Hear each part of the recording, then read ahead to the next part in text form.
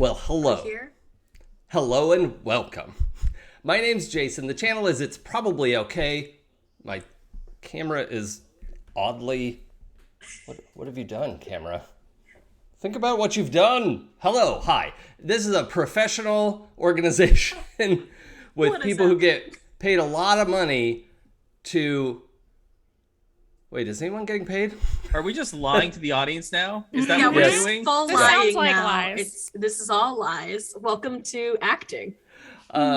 So we're starting a new campaign. This is a Demigods campaign. Demigods is an RPG I made. It's a modern day magical realism setting with characters who are the half mortal adult children of the gods. So they are still mostly mortal at the start of the game, and then that dial gradually alters itself based on their actions and decisions. And we get to have a good time exploring that together. So that's the thing that we are off to do. And I think we'll just introduce ourselves. So we'll go around. I'll just sort of, I have an order. I don't know if you all set it up to what I did, but I'm just going to go around clockwise is what that order is called. And have you... introduce yourself. This is, episode 1. We skipped over 0. We did a lot of our character creation already. We're going to finish off the last little details here live with you. And that's pretty much that. So when we get to you, let's hear, I'm going to crib off of our friend Bill Roper and ask an odd question that you weren't prepared for. Clara, you'll get to go first, so you actually get to think about this for a second. The least number of seconds is what I meant by that. Tell us who you are as a person, where people can find you and your good works, and a little bit about your character, the byline of the character, or the pan line, or the, whatever is appropriate. And then also, what is your character's ideal first date? Okay. Wow. What a weird way to start this. Hi, I'm Clara. You can find me all over the internet as clearly_golden, unless you're into mermaids. I went right into that. That just happens now. I am usually over at Happy Jacks. Sometimes that's where I am most of the time, playing games. Every once in a while, Queen's Court Games allows me to grace their audio podcast situation where I ruin everything regularly, and I'm happy for it. Oh my gosh, what was the rest of this whole... Oh, you sound so remorseful for having ruined all of those things. Oh no, I'm so happy for it. Like I'm the Queen's Court wine aunt, as discussed earlier today. I'm sorry, I believe the term was vodka aunt. I'm the vodka aunt. Yeah, Right. why are we trying to dress this up? My Discord server name says wine. I try to keep it at wine because vodka's a lot. Vodka aunt is a Wine, lot. like Franzia. Yeah, like the whole bag. I'm sorry, this is getting off to a really great start. You started with me, why? Hi, I play Stella Hart, who is using the Celestial Playbook. She's the daughter of... Influencer. She's daughter of the media god, of the influencer, and is sort of not here for it. Like, she fucking hates all of this shit. She is an ex-child star and current fuck up. How's that? Love it. Thank you. So Pooja, to you. God. And wait, what was the ideal first date?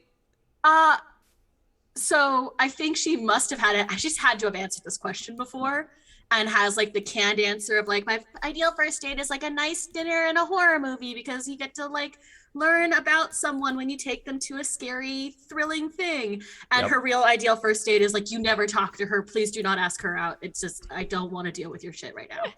Oh, okay. Is Stella a non-romantically interested person? She's just got a lot going on, and part of her power set allows her to remember the history of things she touches. So like the first time you know you're doing your partner's laundry and you get to see them cheating on you is like not a fun feeling. Sure. So, or even them just like doing a gross habit that they've hidden from you of like, yeah. oh no. How much time do you really spend picking your nose? Wow, how is that possible? Crackers in bed? Exactly. So it's not that she doesn't want to deal with people on an emotional level. She just she's got a lot happening right now. Sure. Okay, I like that. Okay, now on to Pooja for real this time. Oh, okay. Hi, I am Pooja, and you can find me on Twitter at LADaisyGirl. That's LADESI girl. Pretty much all the other socials is Forgotten Saves. A little easier to remember. And I am playing Trayi, who is the warrior child of books, which goes over just about as well as you could expect, especially since she has been, life has been good, coasting, C+ student. I'm sure I could have done better if I really cared, but found out that she was not just the child of books, but the royal child of books when books decided that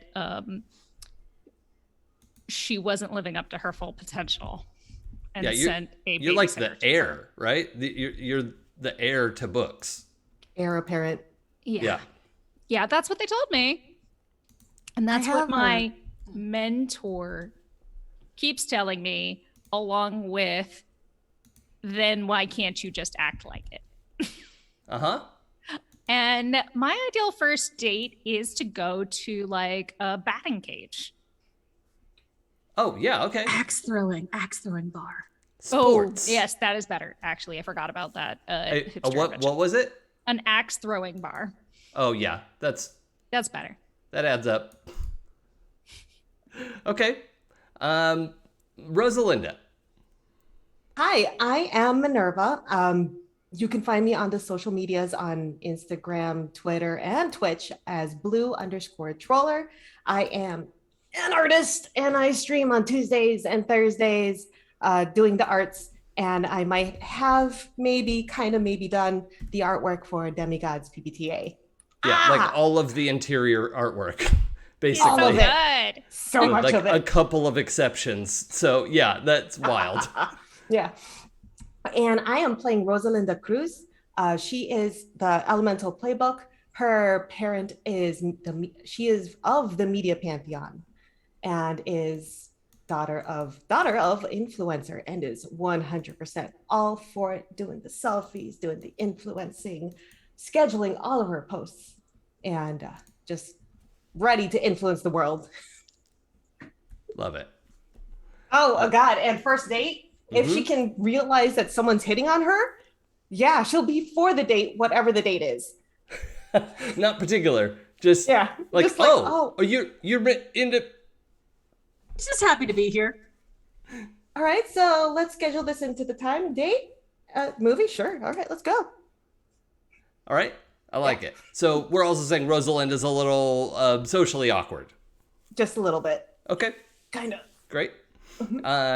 I don't know anyone like that personally. I find that hard to relate to, but okay.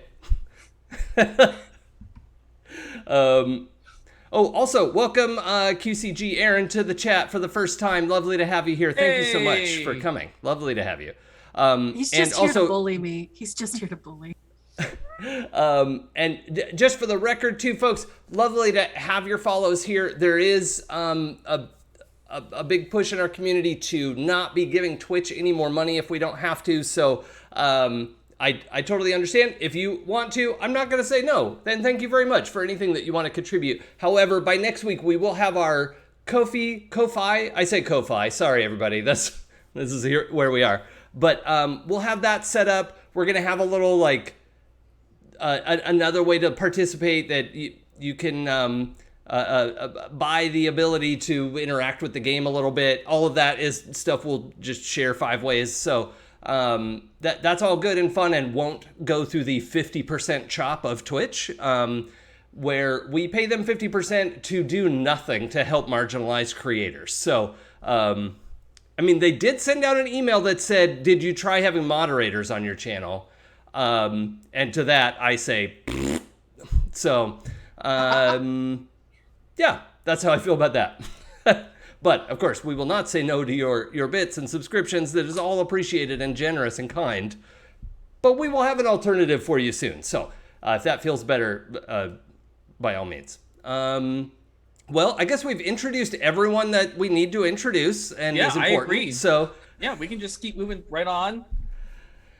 All right, Leonidas, what is happening with you? My name is Lee. How dare you? What have you Nobody done? calls me Leonidas anymore. I just did. That's upsetting. Hi, I'm actually Joey, and I'm just playing Lee/Leonidas, Spencer Fitzgerald, in the game. But you can find Joey on all the socials at Feywild85, FEYWILD85. You can catch me here. You can catch me on Happy Jacks starting in the next couple weeks with 2 other people who are currently in this Zoom. This Twitch channel. I know what I'm doing. Playing a completely different game, which is gonna be super fun and exciting. As Jason said, I am playing Lee, who is the arcane son of Ares, the god of war. So, you know those parents who are like, you're gonna play football and you're gonna be this amazing varsity person. Yeah, and then they don't. Hi, that's Lee. He's super smart and wants nothing to do with war and wants nothing more than to prove to his father that, guess what? You can solve all problems through magic instead of war because it's just better. But have you tried punching it? Linda would like to disagree. No. I can punch say... it. I just don't wanna. It's dumb. It's fun. It's very cathartic. So is outsmarting someone. If I can let you get in a word in edgewise before I even throw the punch, maybe. Okay, we can try. Love it. We're gonna play like that. I won't say that strategy is not a highly valued skill. Mm-hmm. Very cute. But also, I like to punch things. I know, and it's nice having so many people be okay with being wrong. It's really good that you accept that about yourself. I didn't even say anything. I'm being attacked. Oh boy, this is starting early. Okay, I love it. Ideal first date would be April 24th. It's not too hot, not too cold. All you need is a light jacket. So it turns out I've double scheduled and I definitely have to go now. Yeah, right? me too, actually. Yeah. Bye. Okay, bye. I Great think that's my guys. cat. It sounds like she's throwing up. No, that was Joey. No, that was great. Thank you. No regrets. I would actually like to know what Lee's ideal first date is, though. Yeah, Lee's ideal first date would be, I think what he would tell people is going to a museum and then going to a bookstore where you buy the other person the book and then you like go to dinner and talk about why you bought that book. But really his ideal first date would be going to a bad movie or a bad play and going to dinner afterward and just ripping it to shreds. Oh, okay. Having critical discourse. That sounds like fun. You'd have to sit through the bad movie though. Yeah. Yeah, And then have imagine, given them your money. It's worth it. You're paying the price of admission for a great time. The only thing, and this is coming from me personally, the only thing I love more than great theater is terrible theater. Okay, well, I'm sure we will find some for you.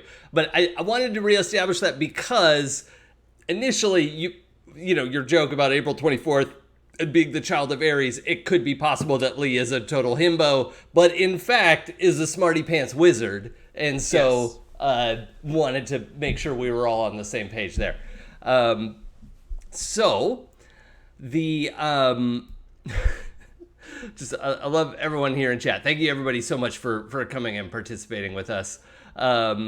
The one of the things that Demigods does that I wanted it to do as a design goal, because most of the other games I found that where you could play, Children of the Gods, your character ends up being a lot like their divine parent, almost always. And so I wanted a game where you could do that if you wanted to, or find out what happens. But sometimes kids don't turn out exactly like their parents, which, is sort of a wild question, but it does happen sometimes. Shocker. Yeah. Complete shocker. Yeah. And so that's something the game can embrace and enjoy. So hopefully we'll find out some answers to that type of stuff. So we have 3 demigods descended from the media pantheon. That's one of our modern day pantheons that are in the book for demigods. It's on its way soon. Finish. You got this. And we have one classic Greek child, because Joey. Well, I didn't know we were him- all doing big hands. If I knew we were all doing big hands, I would have also done big hands. I was gonna be Greek, and then it was just more fun to have a sibling. Yeah, and that's an important detail too, in case it flew by too quickly. Stella and Rosalinda are half-sisters, right? Yeah. Yep. Yeah. Okay. It's complicated now because I realized that, like, if Rosalind is technically adopted, does that mean that we're step siblings? I don't know how family trees work well enough, and also Greek, like, gods are confusing. Well, no, is adopted true. doesn't mean step. That's Yeah. just, That's not the same thing. yep. Okay, She's so just it going to is refer to like- you as sister anyway. Yeah, Yeah. we're just sisters, and everything else is. And or, every other adorable One is- nickname. One is a Yeah. child of the god, and the other is a replacement for that child, and that's fine. I'm fine with this. She doesn't see it that way. It's forever and ever.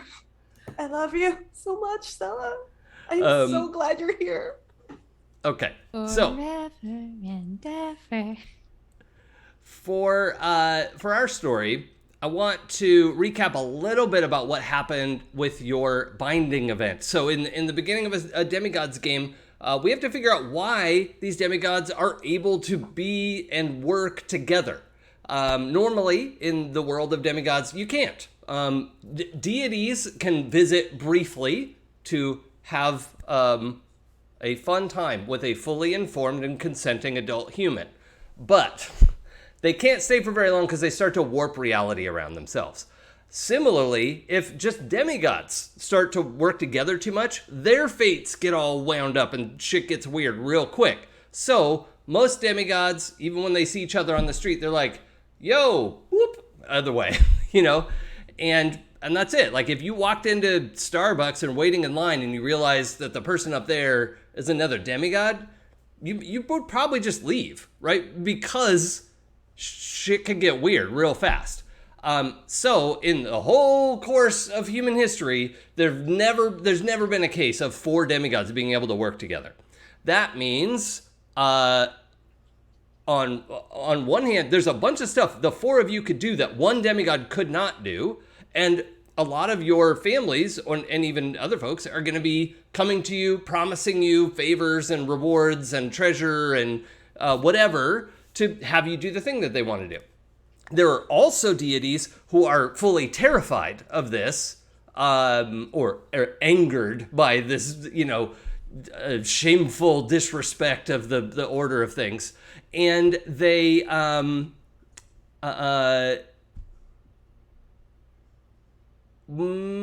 afraid of you because one demigod is not going to go toe-to-toe with a full-on deity. It almost doesn't matter who the deity is, even if they're not a combat deity. They're just like, no. They have powers and abilities in other ways, and it just doesn't matter, right? You're mostly mortal, and they're a deity. So it's just not going to be a thing. But for demigods, there can be an issue. Now, if you kill a god like Thor, he's going to come back because people still believe in him. But you did whoop his butt, and that's in the history books now. So if that happens, that's the other side of this coin, where a bunch of people are like, oh, cool, you could go do this stuff for us, and a bunch of other people who are afraid and are maybe going to try to mess with you and break up your group. But the thing that has allowed this unique group to form is called your spindle. And we determined last time that a big event happened. So our game is set in Los Angeles. And in Los Angeles, there's a real place called Hollywood Forever Cemetery. And it is not just a sad, quiet, mopey place. I mean, it's certainly a place you'd want to be respectful and thoughtful of people who are visiting. But they also have big social events. They have movie nights, and they have all kinds of things where you're invited to come and take part in that. So it's a little different kind of cemetery than you might find other places. And all 4 of these demigods had a relationship to this place for different reasons.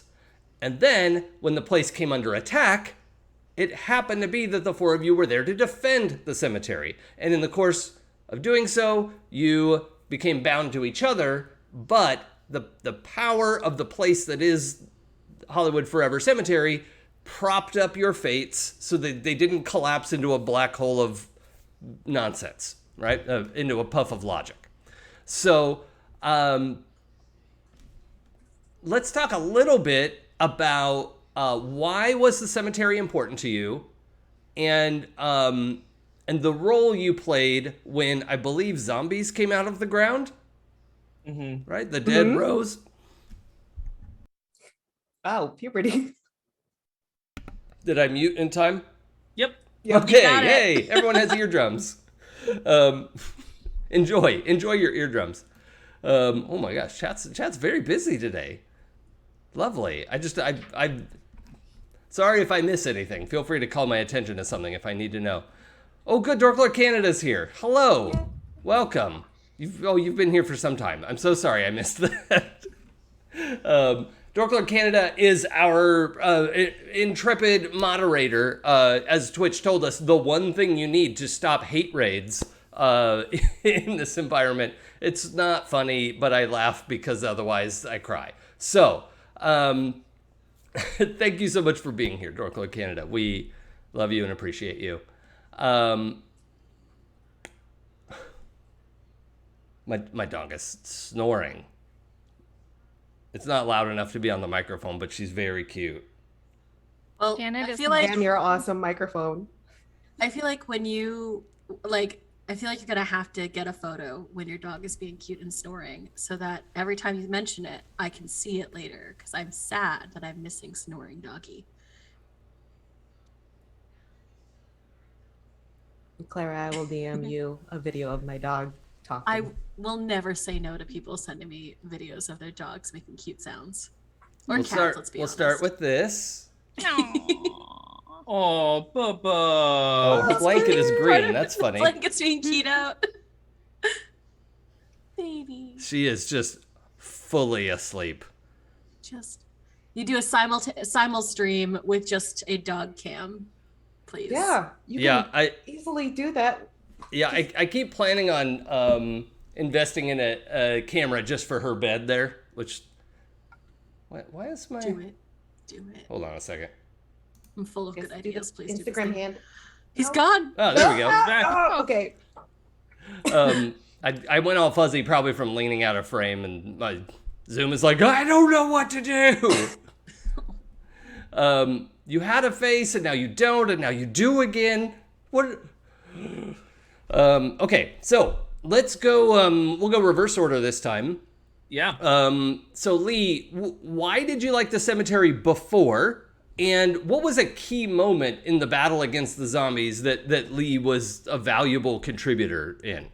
Yeah, so Lee discovered that there were really strong ley lines that were laying throughout the cemetery that he wanted to use in his research in ways of showing his father that magic is better than war and he can suck it.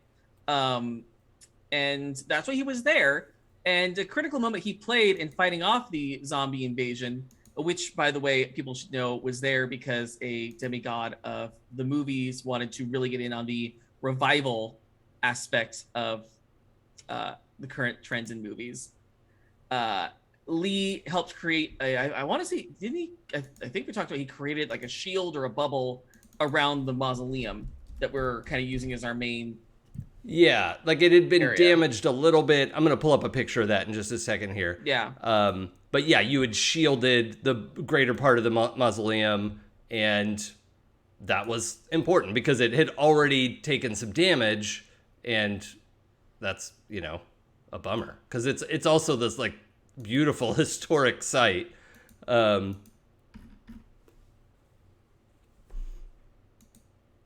Well, I thought I had downloaded the picture. You did. You posted it in the Slack. Yeah, but then I didn't download it to my computer. Oh. Womp womp. Trust me, I know what I'm doing. We'll fix it in post. All right. So, sorry, back up a little bit because I was distracted. Wait, where did it? What? Oh, it didn't actually land on the picture I wanted. Why was why was the cemetery important to Lee before? Because he was the ley lines there were very strong, and Okay. he wanted to use them as part of his research and learning more about magic. Okay, cool. I like that. And what's on screen now is the mausoleum that we broke the bottom corner of, and is now there's like kind of tarps over it, and it's in the process of being repaired. But there's a little example. I'm going to try to fade this out a little bit so it's not this blinding white light in the middle of the screen. But, and if you're wondering, no, this isn't the sort of thing you would do before the stream starts. How would you even know? Like, That would be spoilers. yeah. Mhm. Yeah, I mean, you want to, yeah. All right. Yeah, we'll just pull that opacity down a little bit. Okay. Great. Rosalinda, why was the cemetery important to you? And what did you do in the battle for of Hollywood Forever? All right. So I really like the Hollywood Forever Cemetery because it's got great lighting, great natural backgrounds for selfies. And I like taking pictures of everything there and posting it up and really showing how important it is for Hollywood for all of its history and everything.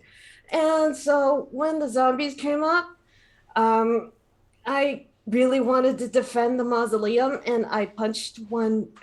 So the zombies were actually kind of squicky, and I'm really used to having some resistance when I'm punching these things, and my fist just went right through one. It was beautiful sound, and then I kind of punched the mausoleum and it cracked it. Oopsie. Sorry. Oops. Sorry. But yeah, it was great. Mhm. I steamrolled a lot of zombies. Just like in the movies. You know what didn't crack the mausoleum? Magic. I was And you know what didn't explode a bunch of zombies? magic. Okay, well, Trey the warrior, what was your relationship to the cemetery, and what did you do in the fight? I got dragged to the cemetery all the time because authors like to do readings there and discuss their books. And honestly, like, never tell my mentor this, but like, poetry's not all that bad. I kind of like it. It's like short and to the point, and like open to interpretation. Like a Twitter post. Yeah. Nice. So Poetry is like Twitter. Okay, got it. full Got of it. rage. I mean, yeah, Yep. exactly. So we used to go all the time, and then there were zombies one night, which was just rude. A minor case of the zombies, yes. So I actually called on some characters to come and help us fight. From, those ancient tomes like Pride, Prejudice, and Zombies. Mm-hmm. Now, And when you other say books, it was all women. It was all like Victorian-esque women fighting zombies. Okay, but that's- and since it that's was just a Halloween, they just fantasy. blended in super well, and everybody thought it was some kind of like flash mob. okay, I Now- totally got a selfie with Elizabeth. what ability did you use to summon these characters to you? How does that work exactly? Reinforcements. Yes. I can roll 2d6 plus awe to contact my pantheon and request support. Yep. And it can be a small group of fighters appropriate to your mythology. Yeah. No. Perfect. We love that. The daughter of books calling in reinforcements is going to get an interesting mix. So One of them was Mina Harker. I was like, yes. I don't Yeah. know how the zombies came into this, but like, yes. an important thing to understand about the media pantheon, no, I'll explain that in a moment. Stella, how did you get in here? Who are you? No, but why is the cemetery important, and what did you do? I think Stella. Well, first of all, I just like. I'm torn between first and third person. I think Stella on her own has a quiet and long, deep-seated appreciation for old Hollywood. So going to see classic films there is just something she does with her. I think she has a couple friends from her, like at all, beyond this group, and they tend to lean a little more towards the like spiritual side of things, just in that way that like people who tend to not mind if you're like gonna be on ayahuasca for a long time don't mind. Fair. But yeah, that like Hollywood Forever is just important to her because it's a big spiritual place, but also just a classic place to be when it comes to LA. And I think during the actual fight, fighting's not really my bag. I did not pick a character who could punch things. Well, I mean, you can punch a thing. I can, but like my nails used to be expensive. And I did give myself the pointiest elbows known to man. But no, I think before anything broke out, I think that Scylla had sort of a gut feeling of like, maybe we don't go to Hollywood Forever, but that seemed counterintuitive to what she wanted to do that day. And kind of knowing this, was able to get people to leave the premises before the fighting got that's real right. bad. Yeah, you evacuated a lot of mortals ahead of time. Yeah. What excuse did you make up to make people leave, or did you just run around like flapping your arms, making bird noises? To be honest, both of those are super possible, but I think she called in a favor. I think someone was cited, or there was an open invite to a party that got leaked down the street, and everyone started going there before the event. Okay, cool. I like that. So one little bit of context I wanted to add, because it's in the book, but the book isn't out there for other people to read. An important thing to understand is that our media pantheon is a monotheistic belief system, right? It exists because people believe in it, but media as a concept is the deity. And then there are kind of like saints or angels or, whatever you want to call what we call them celebrants in the book. And they all have like a different area of expertise, and they exist essentially somewhere between full deity and demigod in that they are aspects of media herself. And so there's a whole sort of court of competing media formats that want attention and power and primacy. So that is a thing to be aware of, that it's sort of always growing and changing, and different formats and things are important. And so, for instance, Rosalinda and Stella are both children of influencer, not a influencer or the influencer, but just influencer. And that person is a deity of, reputation and impact and also entertainment, right? To some extent. And Trey is the daughter of books. And I actually just realized something interesting. But we have a viewer who comes by sometimes by the screen name of Warrior of Books. And I really hope they come by at some point while we're playing, because it just now occurred to me that we have a Warrior of Books on screen. The celebrant books of the media pantheon is in charge of their afterlife and is essentially a psychopomp and the kind of a reaper vibe. And so the fact that Trey is a warrior is again, not exactly in line with what her parent would have expected. And, that's great. Parents love it when you don't do what they want you to do. That's... I want to show the screenshot of the like character keeper we all have that has like, how does your character feel about their pantheon? And it's just Stella put Stella's middle finger. Where this is the oops all disappointment season. It really is. Mm-hmm. Mine says the And pen Rosalinda. is mightier than the sword when you use it as a shiv. Yeah. Yep. Lee feels great as long as Ares can stop. Just stop. Athena's cool though.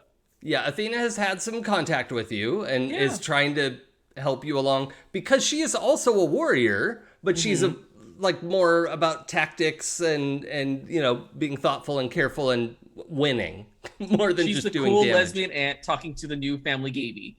Right. Why Right. not? What Vodka was that? ant.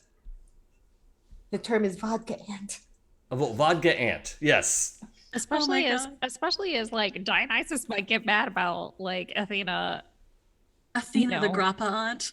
Yes, it's Grandma Yeah. aunt. Yes. Love it.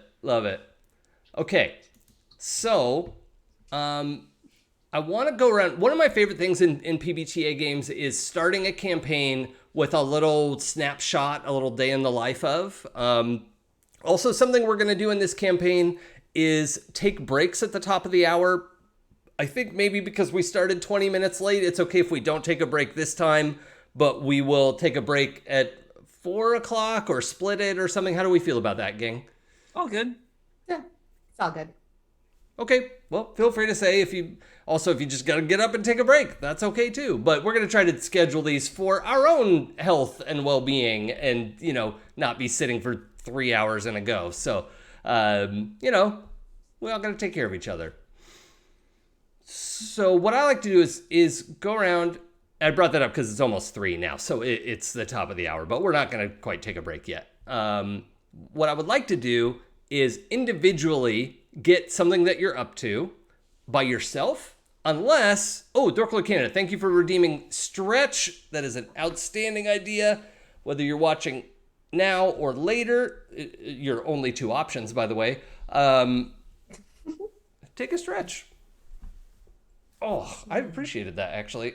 Oh, That and was hydrate, nice. yes. I Cheers. love that there are stretch and hydrate reminders. Also, my milk tea, I keep being scared to drink it now. Yeah, I was real It's confused. microphone tasting. I was real Tastes like confused about microphone. what stretch goals were supposed to be. So Do I've it. always You wanted want to do the splits. No. I'm No, just so gonna you have to want be Agreed to play dehydrated the 2 rest of games this. with you. stream. I Oh, agreed weird. to play Clara 2 left the different call? Is that- games. Oh man. Not only play into, but I'm your GM twice. I know. I agreed to that. I was like, yeah, that sounds like fun. I love playing with Jason. Do Yeah. I? Yeah, Do you I? did that on purpose. I did that on But purpose. don't forget, Clara, not only is we have to play with him, he has to play with us. Oh, yeah. I know. You're locked in the room with him. Yeah, I'm not stuck in here with you. Excitement. So what I would like to do is get a snapshot of what you're up to by yourself, unless you really see your character as like not ever wanting to be by themselves. As far as like the other 4 of you, after the Hollywood Forever attack, let's say it was about a year ago at this point, you maybe went your own ways out of habit because you're like, okay, this was successful. It looks like nothing weird has happened yet. Let's leave it, and nobody's going to come back here for a while, and we won't get all tangled up together, except it was too late. Your fates were tied up, and you would have kept running into each other. And in fact, if you tried to leave Los Angeles with the purpose of getting away from the people you're tangled up with, things happen, right? The bus gets a flat tire, the plane has engine trouble, your ID went through a shredder, whatever it is, you go walking, you just try to walk out and realize you've turned around at some point and you're walking back in, like, seriously? that it would be nice to go your own way, but you cannot. Now, in the context of the game, what that means is if you're all together and somebody's like, okay, I need to bop over to Hong Kong real quick to address this mission that we're on because there's something there that would help us, that's okay. But if your goal is get away from the weave, is what this is called, your weave, that's not gonna work. So you've spent the last year coming to terms with that, understanding that you are in fact stuck with each other. However, you're also afforded quite a bit of, you have the ability to collaborate with other demigods, which is unique in the history of mankind. So that's quite a bit of potential. So you four are a lot. In every instance of that word. Just described us so well. Yeah. In game and out. Point blank, you are a lot. Yeah, I know my friends. Yes. Yes. But what I'd like to do is get a snapshot of your life. And if you're just bumming around Los Angeles, after you've come to terms with this, you don't bump into each other all the time, right? You might, but that's because there are no coincidences. Fate is just like, guess what? You two are going to end up in the same spot today. Have fun with that. And you get to decide what you do when you get there, but you're just being manipulated by fate all the time. So, a day in the life of, a snapshot. And if anybody would like to jump in as an NPC in that scene, by all means, feel free. Right? I don't want anyone to feel pressured to suddenly jump in and improv, Joey. But I'm inviting everyone to come in and do so if they feel comfortable. A couple things I wanted to say about our spindle, the cemetery. We mentioned a couple of these things, but just as a note, the disaster we averted specifically was a zombie revival that a child of movies, a sibling in the media pantheon, had sort of misguidedly called up and summoned. There was collateral damage to the mausoleum, Rosalinda, and I did a service.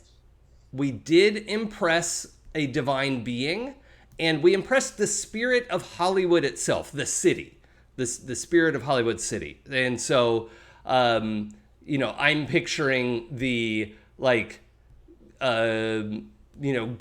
glittering gown with the cigarette extender and the, I don't know. We could decide what this person looks like, but that's my first impression. And we ticked off 2 science deities for different reasons. And you all are aware that they're annoyed, but you maybe don't know the extent to it. It's over the course of the last year, some of the full impact of your actions has, you found out. But both biology and chemistry are annoyed with you. All right? And those are deities in the science pantheon. That's how we refer to them. And yeah, the spindle was involved because it's full of graves and a Halloween vibe and ley lines, Lee. So it is, it's a busy public place. It's haunted. It has ley lines. And a flaw is that it's divinely contested. So a number of divinities consider it their territory, and there's sort of a loose agreement of well, okay, fine, it's also yours, I'll stick over here. And the deities aren't supposed to be here all the time anyway. It's just a bunch of deities, soak up worship and attention through that. It's a conflict magnet now, and it's also a dueling ground. It's a place that will magically enforce the rules of a duel, and whatever it is the duelists agree to. It's the dueler oblongata you really have to worry about. Nice. the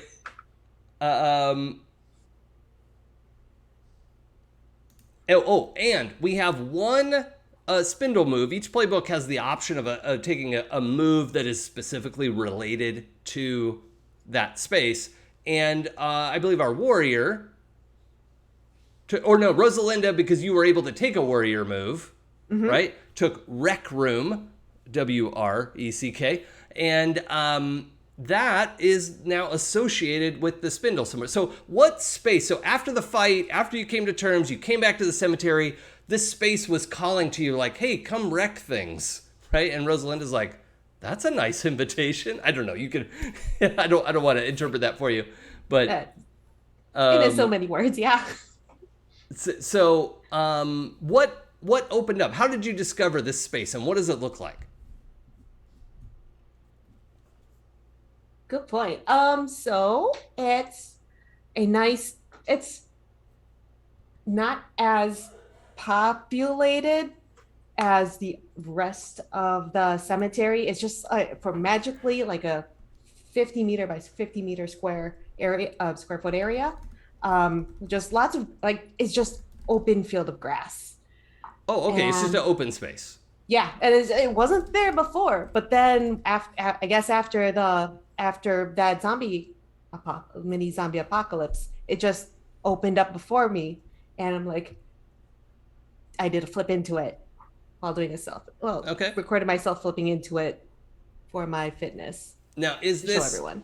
Does this space kind of discourage mortals and others from wandering across it? Is it kind of like an ignore field, literal field?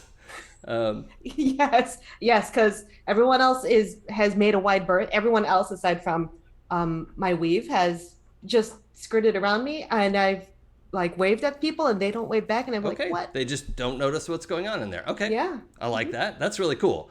And what are some of the things that you have there? Because Rec Room as a move affords you some basic resources of being able to train and work out and do stuff. So what does that kind of look like for you? There's a tent. Okay. Do you mean a pavilion kind of thing, or like a pup tent that you sleep in, or? Well, there is a gazebo in there. Okay, yeah, we gotta have a gazebo. What else would you fight? To attack the gazebo. And I just for fun, I went to REI and just got a really nice tent to house a couple of people just in case. Okay. Where I've also stored just all my various paraphernalia. Not that type of paraphernalia, but there's. I mean, it can be. I mean, if it's ours, there's a bong in there too. I'm just throwing that out there now. But did you say bong or bomb? Bong with a G. Okay. It's pretty, but it's legal in California, so. Yes, it is. I mean, not to smoke in public in the park, but yes, otherwise correct. And I've let Stella crash in there just in case she needed to zero out for a while. Okay, great. Yeah, I love just this field at the cemetery that is now just solidly ignored, and yeah, cool. Mm-hmm. So I'm just going to start with you, Rosalinda, on let's say a random Sunday in September. Where would we find Rosalinda? What would she be up to? She would be scouring the area for any new small businesses that have popped up, anything regarding food, so that she can take cute pictures of it. And just because she is maintaining a strong media presence, right? Yep. Or not media, but social media. Social media. Thank you. Yeah. And just trying to find a new place and find some cute food and to talk with the owners and had surreptitiously hand her business card, trying to, but stumbling over her words and everything. I'm an influencer. Can I buy a thing and just sit here and look pretty? Try to look pretty or something. Cool. Yeah. Okay. Now this seems like a situation that could turn depending on how convincing you are. So I'm gonna have you roll sway someone. Oh no! Already? Yeah, yeah, we're just gonna jump right in. All right. Oh, dice is probably a good thing to have, wouldn't it? I mean, Yeah, would you know, live your best life. So, basic moves. How do I play again? I don't remember. So sway someone is gonna roll plus your awe. Oh, that's and- 0. Aw. Aw. All right, here we go. Aw, First yay. roll of the game. Snake eyes. That's a Oh, 2. And your attribute is 0. okay. 0. I thought it was -1, so that's better than what I was expecting. This bodes so well for this game. Yeah, yeah. I love a snake only eyes go up from start. here.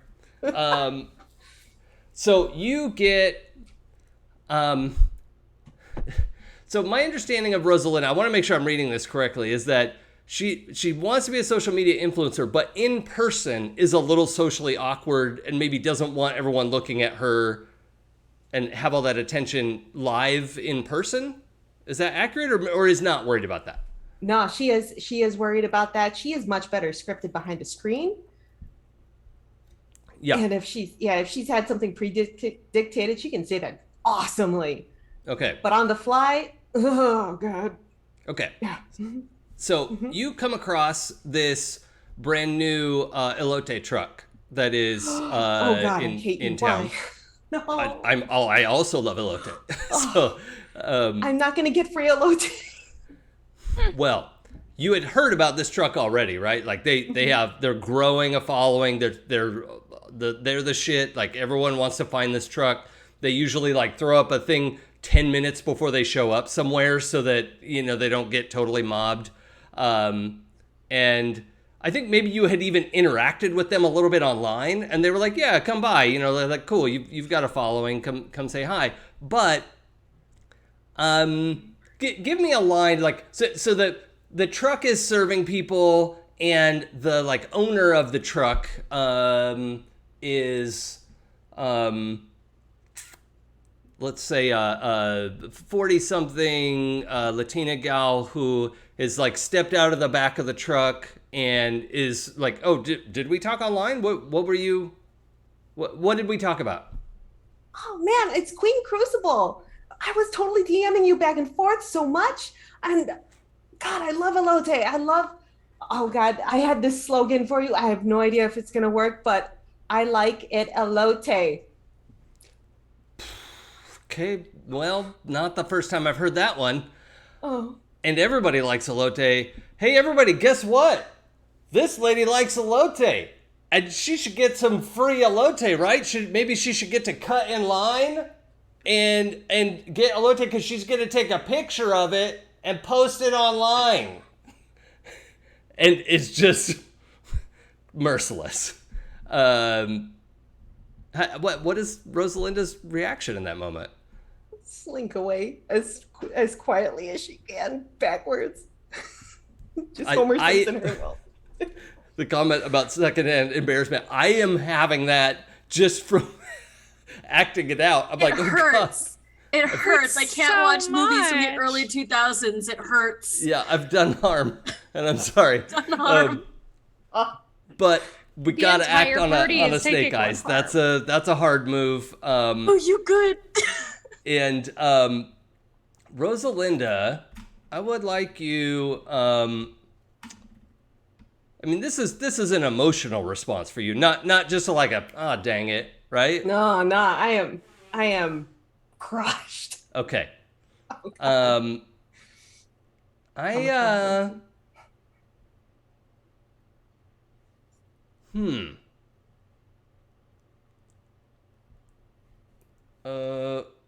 Oh shoot! Now I can't remember what exactly was. What was influencers like playbook analog? Does anyone remember? Media. No, Muse. They're the Muse, yeah. Oh, that's right. Okay. And you don't want this attention. God. Okay. So I'm gonna use the hard move to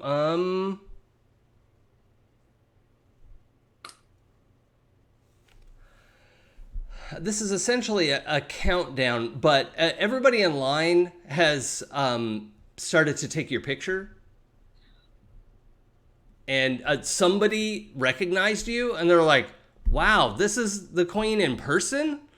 Well, and so the like 20 or so people who are waiting in line or waiting for their order or whatever are like filming and taking pictures of this interaction. And I mean, this lady was kind of a dick to you, but like that has been outweighed by the fact that people will not have compassion for public figures sometimes.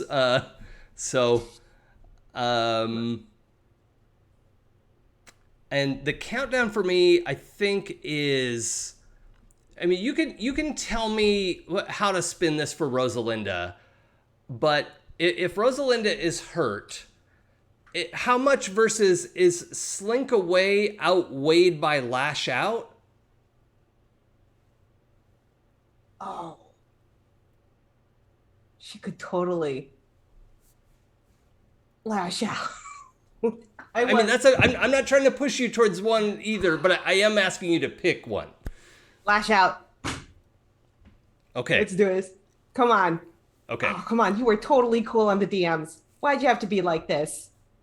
I have 2,000 followers on Twitter. I have 3,000 followers on Twitch. I have 500 on... Yeah. Oh, That's yeah. more. That's A more. lot more. Okay, a lot more. Yeah, you're a Whatever half a deity. grams. Yeah. It's thousands. Thousands. And there a lot of them are LA based, and you don't think that they're gonna come here because I'm here and I love your stuff? Okay. So what I'm gonna have you do, because I don't think you're actually like pulling down Cataclysm. No. Which moves do you have marked again? That's a good question. I don't remember. Oh wait, I have that. I have that available. I to me. have Fire Talk. Oh, I have Fire Talk with me. Well, that lets you talk to metal. Oh no.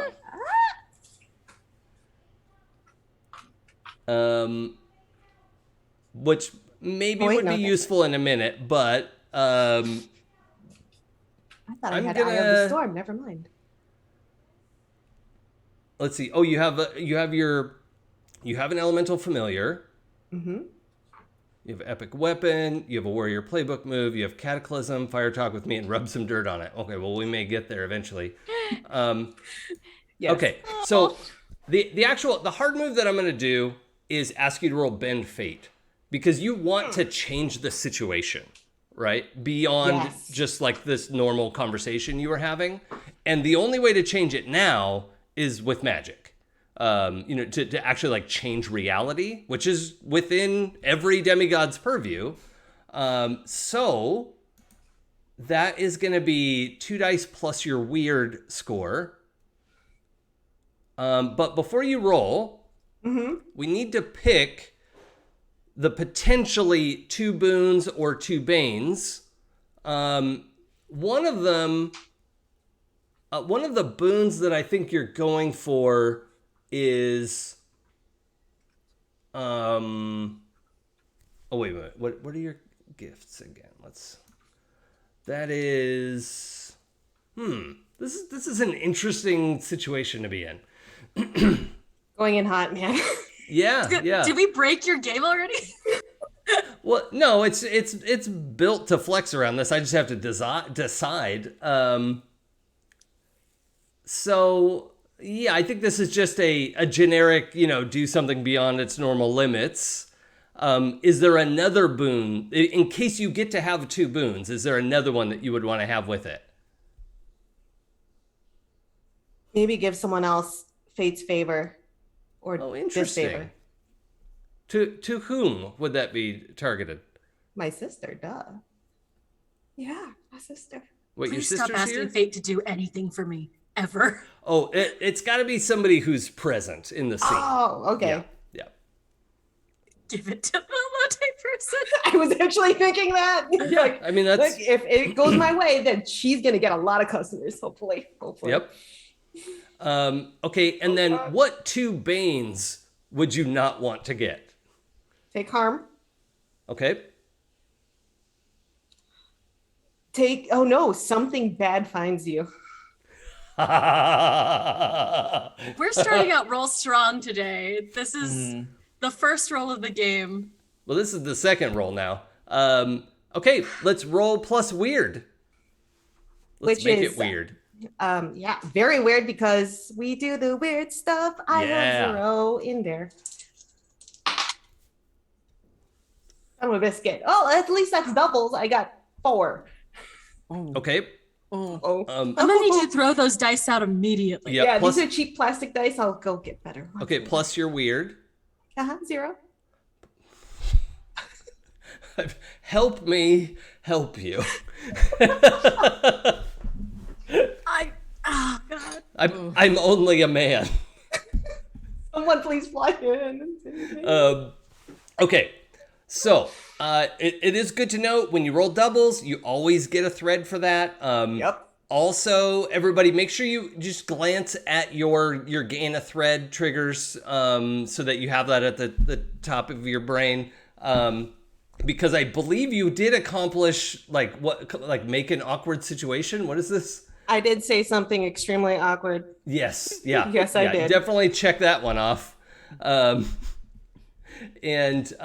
we haven't caused collateral damage yet. So just do your best. And This is all an eventuality, everyone. Hi. yep. Oh, sorry. I just discovered there's a whole conversation happening in our Zoom chat right now. So, all right. I'll get to that in a little bit. It's not terribly important. No. No, but fine. players, please feel free to draw my attention to something if I have whiffed on what I need to be looking at. No, you're good. I have a lot of screens open. Okay. So, that's another 6 minus. Mm-hmm. You did get a thread. That's good. Yeah. And so now on your next roll, you would be able to buy Fate's Favor if you wanted to, but not for the roll that gave you the thread. Mm-hmm. So, that on a 6 minus, this, I don't know who wrote this, says choose 2 Banes, the Fates will have their price. So you're going to take 1 harm, ignoring armor. Yes, secondary embarrassment can cause harm. That's, yeah. I felt all of that. Yeah. My face. And something bad finds you. Yeah. Nope. Okay. This is great for a day in the life of. I'm gonna pause it there as like a shadow comes over the truck, and you're like you've just been so wounded by the situation, right? Like, yeah, we're gonna. Oh, Gray Day, that's very good. Thank you for that in the chat. If the children of influencer are sisters, the kinfluencers, yes, that's. I'm proud of you, and I'm glad you're here. Thank you. I'm taking so much psych damage just from our chat. Okay, so we're gonna come back to that, Rosalinda. Trey, what does your random Sunday in September look like?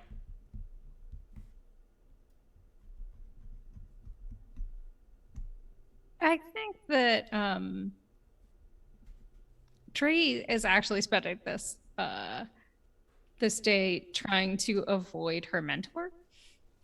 Oh, why is that? Because remedial lessons aren't fun and it's the weekend. Okay. And I'm supposed to have at least 1 day off a week. Isn't that like a law somewhere? I'm sure that's in a book Sure. somewhere. What was your mentor supposed to be teaching you today? Today, my mentor took decided to try to teach me about the different levels of the media afterlife. Oh, okay. Because apparently I'm supposed to be some kind of administrator of those at some, Eventually, I yeah. don't know, but that's what they want. Okay. So, given the fact that it's not easy to just transfer back and forth to the actual like plane of, media existence and Earth, that your mentor would come to you and probably have a whiteboard filled up with like diagrams and explanations, and but you were gonna skip out on it. Is that what you said? Mm-hmm. Okay. Yeah, it's Sunday. I want to have some fun. I want to go come out. over? Yes. Okay. Now, was that you showed up and they were like, I gotta go to the bathroom, tires screeching. I think they like appeared in my room. Oh, I was okay. sleeping. They Yeah. were like, you should have been awake hours ago. Okay. And I was like,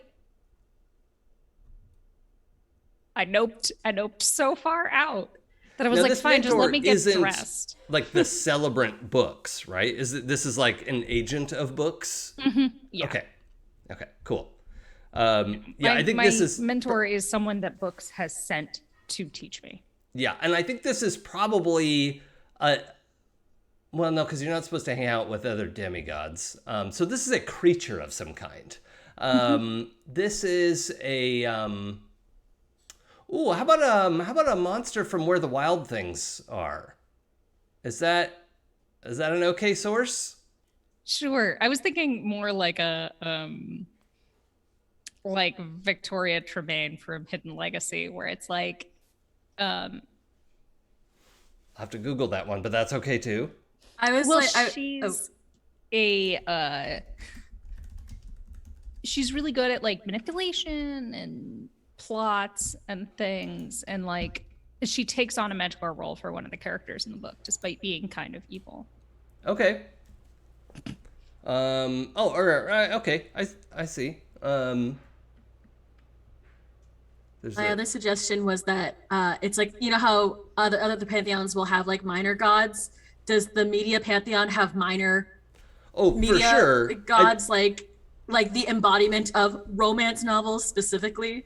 Well, probably less that, because like one of the things that we established in the like rule book is that like books is not the god of good books. They're the god of all books. They don't That's care what if I'm it's saying. good as long as it's people read it, right? And they even like did the manipulation and the moves to absorb like audiobooks and like that kind of like no, those are books, these are mine, and like edged out the competition and like made all those moves.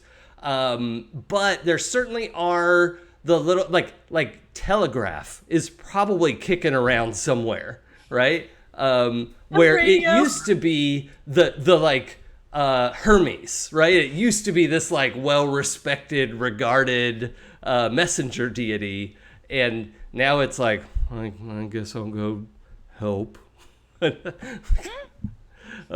Just doesn't have a lot left to do. So It's sitting on its front porch. Yelling Right. at the other media kids to get off its lawn.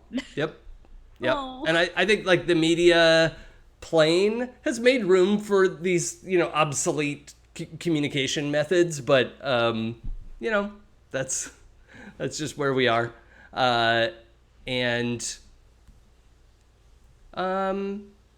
Okay, so we could go with this Lady Tremaine. Or it could be like a Merlin type figure. It was just Victoria Tremaine was the first I kind of thought of, because she both is a stern taskmaster, and also is very much like a stone cold bitch, I guess is the best way to put it. Sure. And the other thing is, as in, all the other pantheons, there are like monsters and creatures and spirits and things that aren't deities and aren't demigods and can certainly be around. Like a minotaur could show up and hang out with you all, and he's not a deity and he's not a human, obviously, but he's still part of this like pantheon's mythology, right? And so I think basically any character from a book is somebody that could be embodied and sent to accomplish something. Particularly like, oh, you need to learn sword fighting. Okay, well, let's get Inigo Montoya out of that book. Although movies might say like, no, he's mine. It was a book first. But more people have seen the movie. Those are the arguments in the media pantheon. Yeah, I was just saying in the chat that Books is also currently at war over printed distributed versions of scripts. Because that shit's plays. Yep. Yeah. Yeah, I think plays is one of those things that's also like held, tooth and claw onto their purview. So that's fun though. Okay, so this book from the character Victoria Tremaine, book from the character from the book. What's the name of the book again? The series is called Hidden Legacy. Hidden Legacy. By Ilona Andrews. It's great. If people enjoy some urban fantasy with strong romantic arcs. I haven't really been into. I've never really tried one. Yes, tell me more. They're so good. There's a lot there to like also unpick about class and power structures. So I enjoy that kind of dissection. No, they're fun stories. It's like what our friendship is founded on. Yeah, I mean, I always want my novels or TV shows or whatever to have some kind of social commentary and not just be complete candy corn. Unless it's nailed it, the perfect show on television that could never be improved on.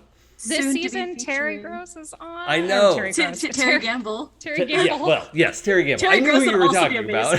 That would also be amazing. Terry Gamble. Yes. Yeah. Yes. I would love to see a charity celebrity nailed it. I think that would be really fun to have like 3 celebrities on there just fucking up.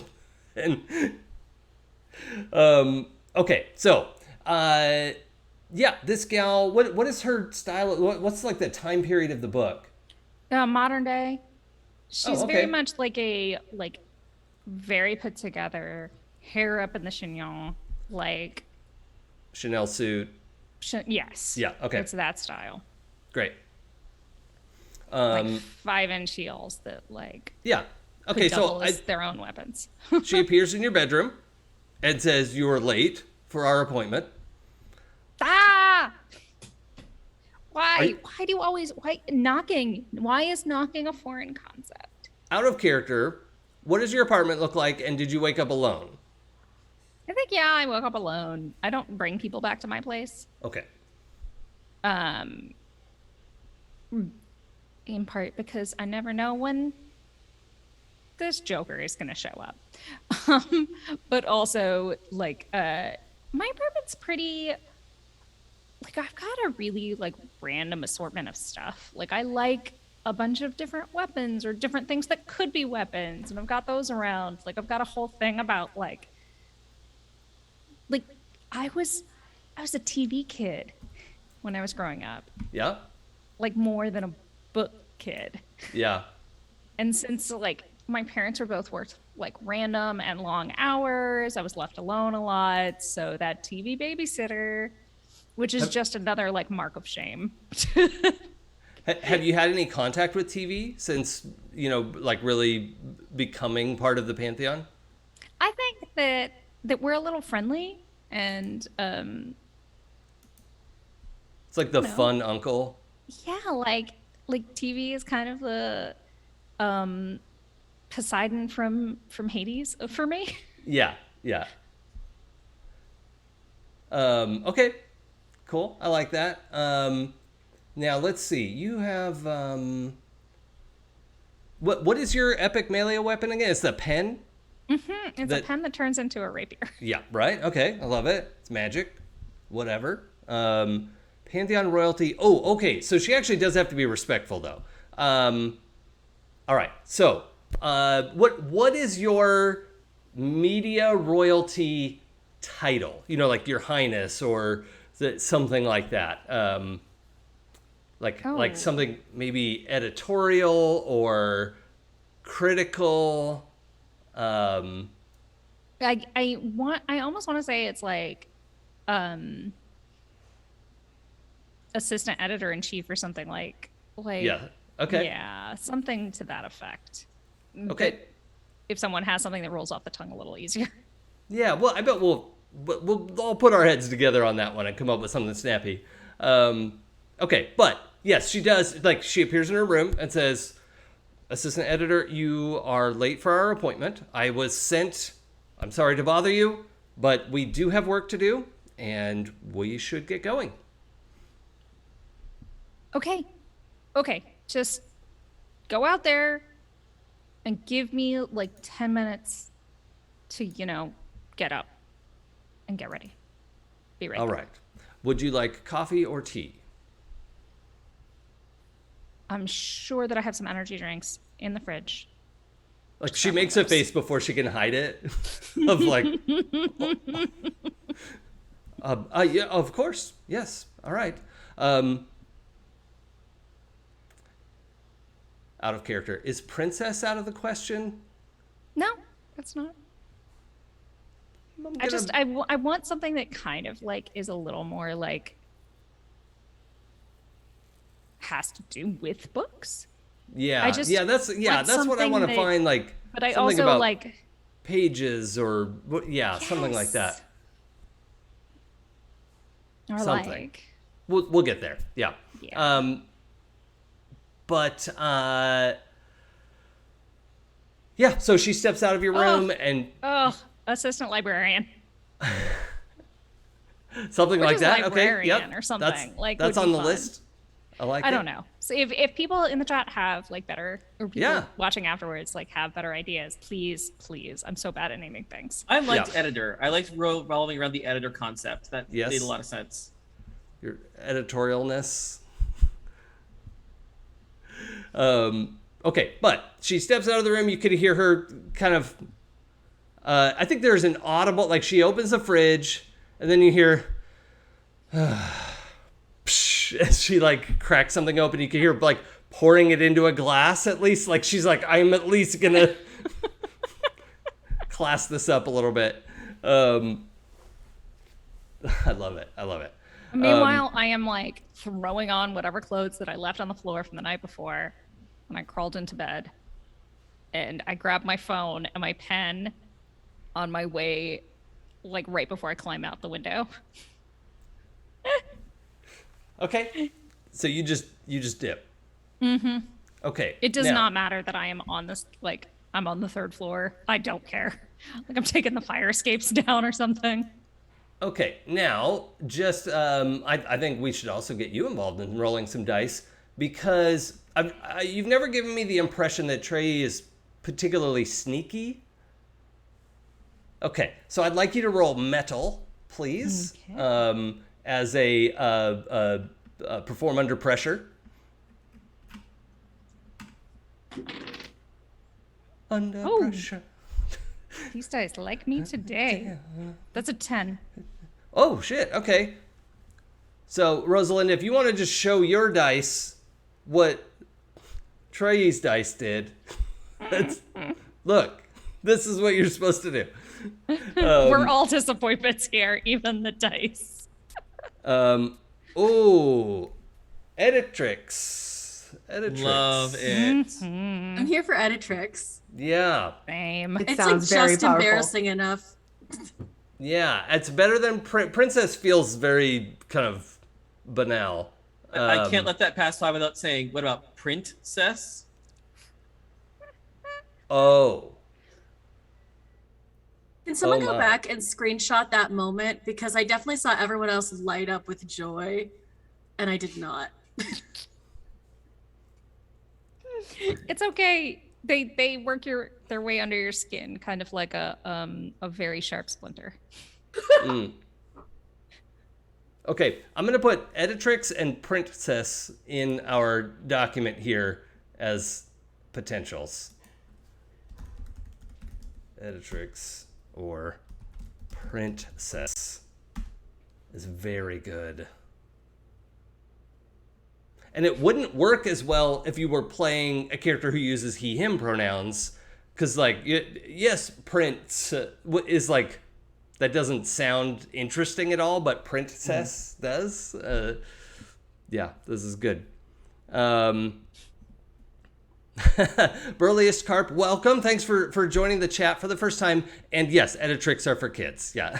That's Dare you join them? welcome. You are welcome here. This is good and right. You found the right place.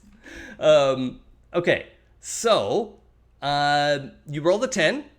You have escaped out the window, made it down the stairs, barely any noise, didn't fall, and you hit the street. Where are you headed? You probably saw alerts about the elote truck that is around the corner.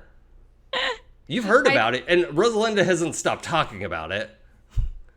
But that's so many people, and I am still, I think, a little hungover. But so elote is perfect for hangover. Oh, wow. In that case. In my experience.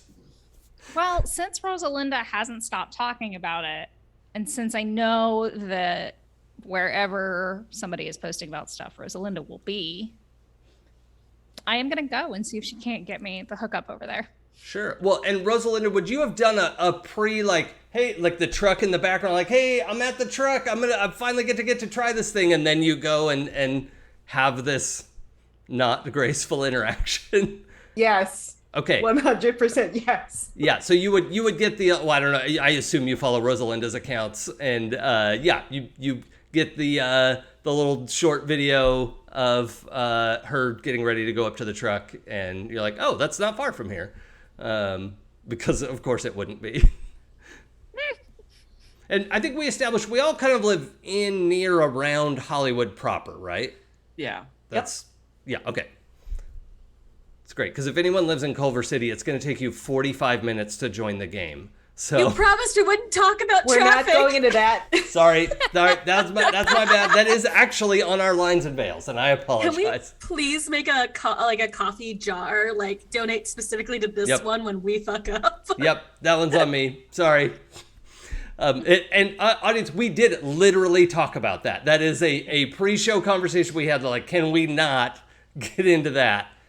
My bad. Don't want to get into the minutia. Thank you for calling me on that. I appreciate it. Just traumatizing. It is. It's horrible. It's horrible.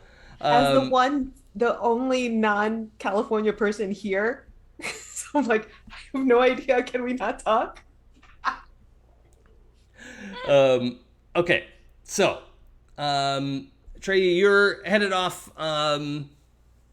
It's probably a mile away, so it's just far enough that it's not a convenient walk.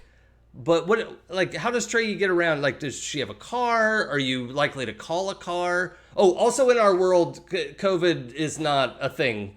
That's just not in our pretend world right now. So I think Trey has a motorcycle. Motorcycle. Oh, awesome. Is it like a speedy bike or Harley style, or what? No, it's more like sleek. The idea was sleek and get in and out without a bunch of muss and fuss. Okay, sure. Like Kawasaki racer kind of bike. Whatever you say. Okay, cool. I know a little bit about motorcycles. Not a lot, but I know zero things about motorcycles except that I wish that I rode one instead of driving my car around. So yeah. Okay. Also, well, there was I will this say for the awesome movie benefit called Grease 2. No, I'm just joking. for the benefit of our chat, also we're going to avoid using a term referring to rice and motorcycles. That's not a great way to get into that conversation. So thank you, Grey Day, for mentioning that, and that's just a gentle reminder. That's not a thing we're going to do. Okay, so yeah, you head out. It's not going to take you very long to get there, and we'll catch up to that in a second. Stella, what does your Sunday morning look like? Is it still morning? Well, I don't know, Trey. What time did you get up? That'll say what time Rosalinda went to the truck.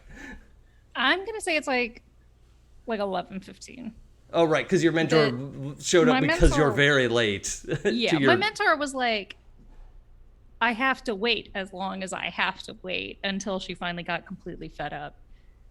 I also like the idea that my mentor is currently this person, like Victoria Tremaine from the books, but takes on whoever they really are, like, I don't know. Oh, okay. But they have different facets of their being that. Yeah. Okay. So she showed up as this person today because of what she had to teach you, and then is probably also gender fluid based on however they're going to present themselves, based on the vibe. Yeah, I don't know what they really are. Yeah. I'm not sure I want to know. Yeah, I mean, as far as they're a mythological creature, as much as any harpy or gargoyle or whatever, right? They're a mythological creature, whatever they are. Stella, it's 11 getting on to 12. What's your Sunday look like? It's probably on the closer end to 12 or later. Just Stella's finally waking up. Mm-hmm. She's not a neat person, but no one's ever asked her to be. Wait, she's not a what person? She's not a neat person. Neat. Okay. Yeah, she's never needed to be. Does but she have her own definitely place? Yes. So she, this is just one of those things. She, in the 30s and 40s, they built these like bungalows outside of studios for people to live in, actors to live in. And since then they've been converted into like condos basically, or not really, but they just are rented out to anyone. Mm-hmm. And so Stella lives in one of those. They're like the size of a postage stamp, but like they're really cute. They're really nice. Okay. But yeah, just completely trashed, probably wearing what she wore the night before. Like wakes up and like half of her hair is still like stuck to her face and also somehow up. She doesn't sleep pretty. Yeah. Okay. Yeah. I get it. That makes sense to me. Yeah. What was she doing last night? She was out with friends, just partying. Okay. She's sort of on year, I gotta do some sad math. She's like on year 6 of a bender. Okay. So yeah. Like she comes up for air. Sure. But it's definitely been more on the struggle than not. Yeah, I think she has she still has contact with an agent and a manager who have wanted. Her mom used to be her manager. She has been since fired in that way that you can definitely fire your parents, especially if they want to be in your lives. But sorry, chat just wrote Annual's chat. We just showed Annual chat to the past the struggle bus. Yes. Yep. Also, sleeping like you're angry at the bed is such a great, palpable. Like I really have a visual for that. Thank you, TLC. That's really good. But she definitely wakes up and like all young people and everyone else, I hope, she checks her phone because that's just what you do, and looks at she does have a Google alert for her name just in case something interesting shows up. In this case, there is a where are they now for Disney Channel stars you used to know. Yeah. And some really unflattering photos of her. Perfect. Right around puberty, probably the worst possible. Yeah. Oh, and current, just not doing okay. it. She's sort of on the Amanda Bynes half of how child stars worked out. Yeah. About how old would you say she is now? Mid to late 20s. Okay. All right. So probably mid 20s. She's pretty young still. So 15 years ish after the main part of her career. Yeah. Yeah, okay. She had a we had a little breakdown, little mental health breakdown around 16, 17 when you were no longer castable, and just sort of coasting since. Yeah, waiting to get into the mom casting. Yeah, or just maybe fade from obscurity into obscurity, one of the two. Okay. Who knows? Okay. Well, What would your plan be? You wake up. I think you said you wake up by yourself. Yeah. Sometimes people are over, but most of the time it's just she tries to keep it just her. Okay. if there's anyone else there, they need to be gone. Yeah, they are excused within a timely fashion. Yeah. Yes, please leave. No, I don't keep eggs in my fridge. No, I don't have anything other than Red Bull and coffee in here. Your presence is no longer required. Yeah. Actually, yeah, let's just retcon that. That happens this morning. There's some poor hapless they them who's getting like, here are your pants, here's your shirt, get out. I'm tired. I have things to do. I like that. All right. Her day is she plans to spend her day day drinking, maybe getting a little high, hanging out, vibing. Okay. What has your relationship been like with the other celebrants in the Pantheon? Oh my god, my headphones just completely shot off, I think. Sorry, I just threw my cell phone across the thing and it unplugged my headset. Oh, cool. I love that. I think Stella, I spent the first year, like 9 months of the whole situation, like booking tickets to anywhere else and just causing a lot of like serious traffic problems throughout, like just not just like air traffic, like car traffic, but like air traffic as like I kept trying to leave. Yeah. Like, oh, I guess it's time to move back to Nebraska. Like, this is fine. I'm done. This is the sign. Uh-huh. And like when that didn't work, I definitely like started like grudgingly like, you know what, Trey's fun. Trey also says, fuck the gods. We're gonna hang out with Trey. They might die at some point within the time I know them. This is a thing that happens. Lee and Rosalinda can don't let no, please. I just don't want them anywhere near me. Okay. Now grudging allowance for some. The celebrant most often associated with a celestial being is conspiracy. Has Stella had any contact with? Because conspiracy would have tried to contact you over the last year or so, and been like, I know, like you're not getting along that great with Influencer. I can tell you why. So there's so when Stella checks her phone for her little Google alerts, there is an alert. There is an article that's circulating, and it's getting a lot more steam than anyone should. And it definitely says that she died like a year ago. Rest in peace, Stella. Yeah. Everyone's like pretty like it's like a Reddit thread or something. Just like, didn't she die? Like, and it's gotten around enough, and it's because like maybe there was a quick hospital stay. Who knows? But yeah. So there's currently a vicious rumor that Stella is dead, and conspiracy has shown up every once in a while to be like, hey. So, like, there might be two of you now, like an Olsen twin, but not? Maybe? Who knows? So, that was... So that's how they have contact. And she'll look at... That's why the Google alert even started, was because she's like, yeah, I need to know what people are saying now, because... Yeah, and I imagine conspiracy even, like, releases coded alerts that, like, it's like a totally bogus thing, but you read it and you're like, okay. Okay. This is fine. And also, she may have joined the ranks of the lizard people at some point. Like, it keeps happening. Sure. And the thing is, because enough mortals believe in that, they exist. Like, yeah, they've made them exist.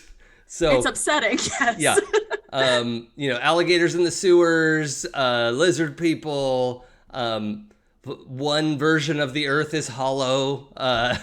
The other one is flat. Yes. Yeah. Yeah. Yeah. One of them is on the back of a turtle. Yep. Mm-hmm. It's turtles all the way down. So Stella, you wake up and you send your visitor off on their way and are sort of collecting yourself. I don't know what you're sort of rummaging to put together to put in your face, but yeah, I think if I have to, like, I think there's definitely an empty fridge, like, not because it's empty. At some point, I shall be bothered to fill it with something. Who knows? There's like half a can of Red Bull. That's what's in there. So I think after putting on clothes, she's just gonna start heading out. I like the idea that like Trey had actually drunk the other half of the Red Bull. So the other half of the Red Bull went. Yeah. It's like, oh, I can't have the whole thing. That would be weird. So Trey, Yeah, I'll half get the of it and jitters. want the other half of it for you. But yeah, Stella's place is very like, you would describe it as like witchy bohemian. If someone had done that on purpose, I think she has a habit of collecting,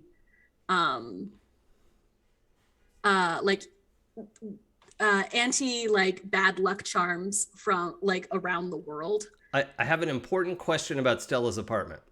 Mm-hmm. Well, okay, actually, a pre-question. Is it like a big studio apartment? Is it a one-bedroom? Like what? It's technically a 1-bedroom, but like, again, very small. Sure. These are like, if you lived in a hotel suite, it's about that size. Got it. Okay. Then the important question, bed frame or mattress on floor? Ah, shit. Because I could see Stella either way, and it seems like an important distinction. I think, okay. I think there is a bed frame because she's lived here a while, and theoretically at some point somebody must have cared to at least help her decorate, kind Okay. of. Yeah. There is a bare bed frame in that like you can get just like the rails. Is it possible that she would have dated the same person long enough that could have come up? Yeah, for sure. Okay. I think the same person who she was doing his the laundry and something popped up. I think that person would have at least put something together, like had their shit together enough. Okay, cool. So that's good. That helps me understand a little bit about Stella. But with the rumor trending that you are dead again, kind of the best way to push back on that and like get back to normal is to be at a public event. And you're getting a lot of like location alerts of like, hey, there's a growing event is near you. And you're seeing like the elote truck trending as like a local trend, you know? Yeah. It's not that far from here. But how do you feel about it? I mean, it is the perfect hangover food. It's not that far from where I live now. And also, I think that because of her specific playbook, the Celestial being kind of a future predictor, an oracle situation, I think sensing trends is just something she does innately. So like this morning, it was like, I must have elote or I will die. That might be the hangover. It may also be my abilities as a demigod. Okay. All right. So what do you want to do about this like trending information and your second death? If I start falling apart, I will see if I can deal with it. I don't feel like, I think as like she sees the notification, like, oh, Stella Hart dead. She like checks to make sure, like, am I? That's great. And, like, I love it. She's sort of halfway. I always have her in my head as half. She literally does like live halfway between the veil and reality. Like that's why she's kind of a mess. She's like a cat. Yeah, like almost exactly in that way because she'll like stare up at nothing. But so she does check.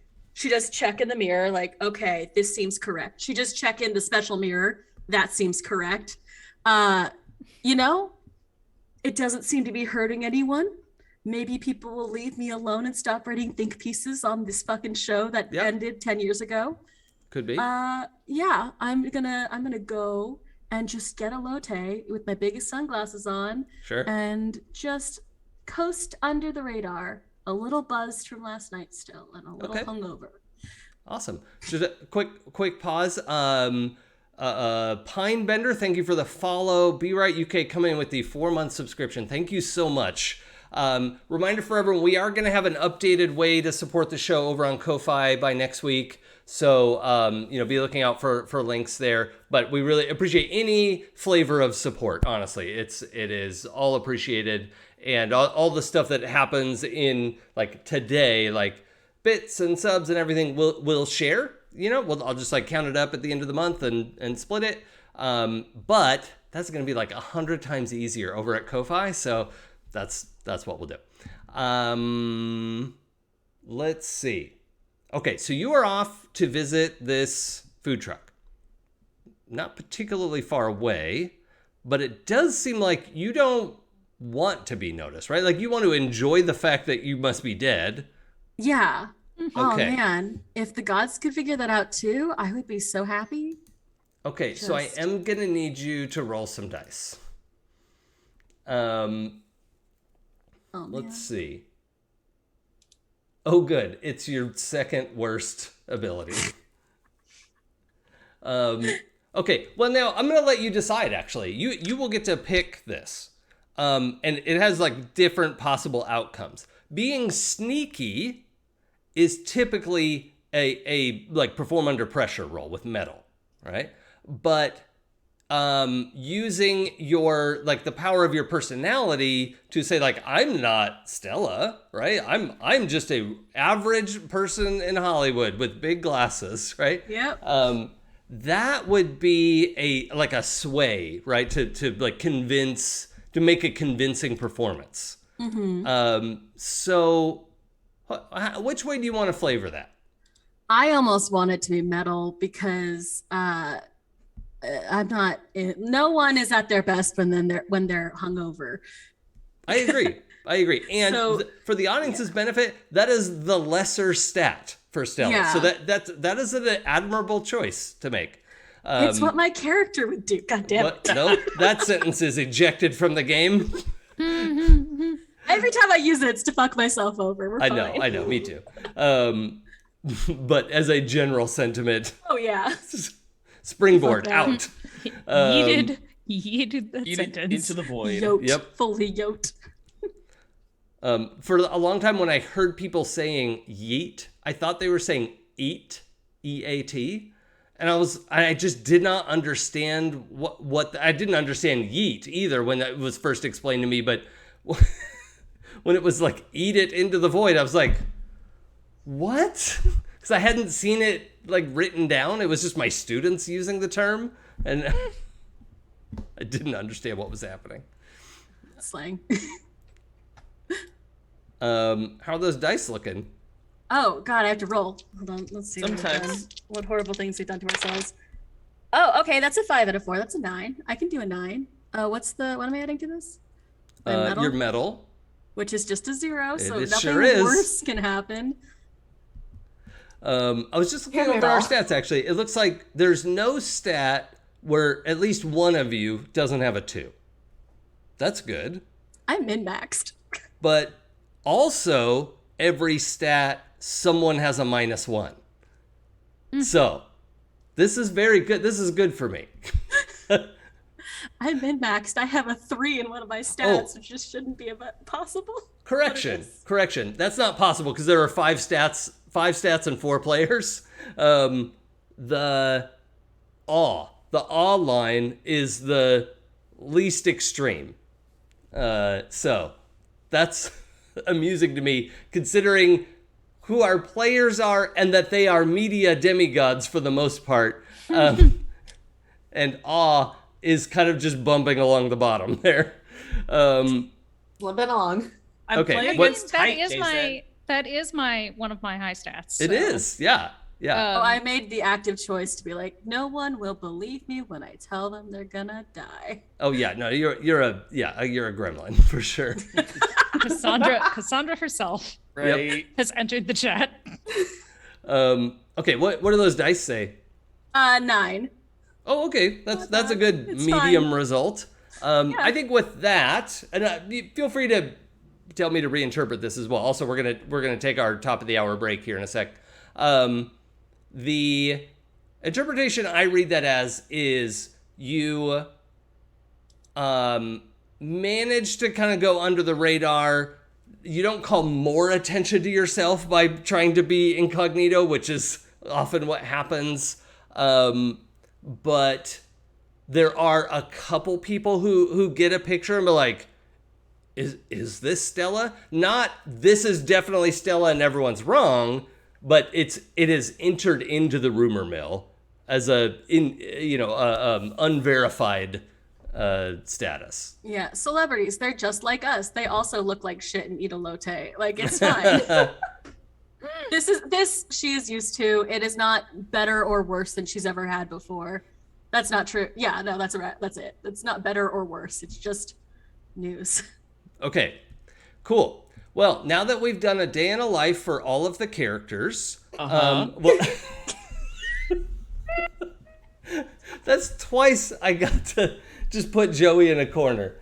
No one puts Joey in a corner. Oh, I like the corner. I can see the entire room from the corner and judge.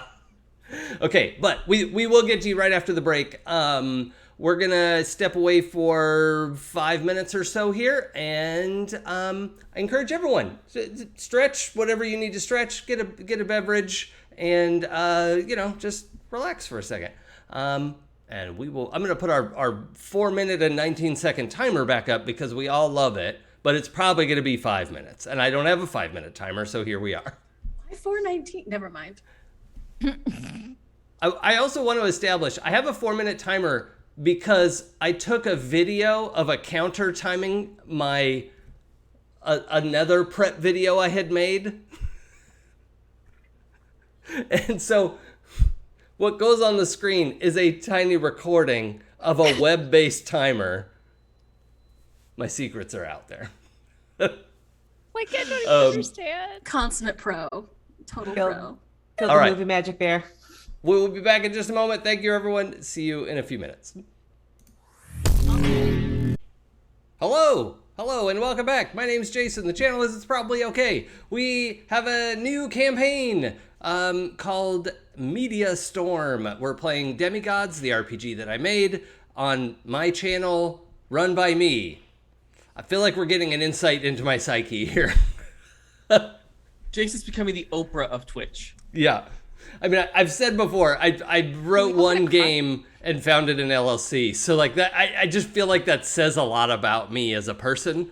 I'm just saying, soon you'll have your own network, your own magazine. I'm legally not allowed to throw shade at anyone who does too many things. Legally. I can't. Mm-hmm. Eventually, I'll have my own swarm of bees. Like that's bees, the greatest Covered gift in bees ever. It was so perfect. That's what was so great about it. Also, Dorkloid Canada, yes, I turned off the no glasses run option because I need to be able to read the rules of the game. And but you wrote them. You don't know them by heart? I do not. Nope. It was an embarrassingly long time for me to be able to list off all 9 playbooks from memory. So that's also insight into how my brain works. It's not, you're fine. We constantly joke in the band about people forgetting the lyrics to the songs they wrote. Yeah. So anyway, hi everyone. Thanks for joining us. We've got close to an hour or so left today. So thank you for being here. Love having you. We got a little bit of a late start, but it's all the first day jitters. So, yeah. How are we doing? Everyone good? Yeah. Yep. Okay. Mm-hmm. Does anyone need to head out right at 5? Okay. So we'll probably go to like 5:15-ish, and then just so we have enough time to kind of put all the pieces together. Lee. Yeah. What does your Sunday morning look like? Well, he gets up and showers and then makes his bed. His apartment is incredibly well maintained because when you have 2 gay military dads, that's what it is. It is going to be pristine whether you like it or not. And describe this apartment to me. Is this like a 1-bedroom? Like what are we talking about? It's a 1-bedroom. It's got, kitchen, living room area, bedroom. There's obviously a crap ton of books. Most of the walls are kind of lined with books and shelves or books. Has a TV. It's a nice TV, but it's spent a lot of money on it. Well, by books, though, you mean like obscure leather-bound volumes, not like airport novels. Mostly, yeah, absolutely more leather-bound novels. Or is there like books, a Grisham squeezed between the grimoires? It'd be a Stephen King. There's a whole okay, Stephen okay. King section. That's his brain candy. But yeah, it's a lot of books of notes he's taken, books on magics and past rituals and things like that he can reference very easily. Okay, cool. Gets up in the morning. In a similar vein to Stella, there was someone over last night. They did not stay. No one is allowed to stay. Okay. That's messy. And we don't do messy. Things don't get messy. So I pinned his mittens back on his coat and sent him back out the door. And thank you. Bye-bye. Bye-bye now. Thank you. That was lovely. You're done now. Yeah. You are dismissed. Yes, thank you. Yeah. He is getting up pretty early in the morning, about sunrise, to go for a morning jog. Less for the exercise and more because sunrise happens to be a really good time to sense out magical auras, and he's still currently mapping all the ley lines in Hollywood. So if you look at his route, it looks very, very odd, but he's literally following and tracking and mapping ley lines on this jog. Okay. So are you in a relatively tall building? Because catching the sunrise in the middle of Hollywood could be a bit of a trick. Yeah.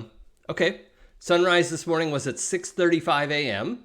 Good. Does that fit for what you're thinking about? Absolutely. Okay. I mean, that's when the jog was starting. So he was already been up for probably at least at 5:45. Do you have one of those apps that tracks your run and then you Map can my post run? it? Yeah, absolutely. That's how he's tracking the ley lines. Yeah. Yeah. Love it. Okay. This is good for me.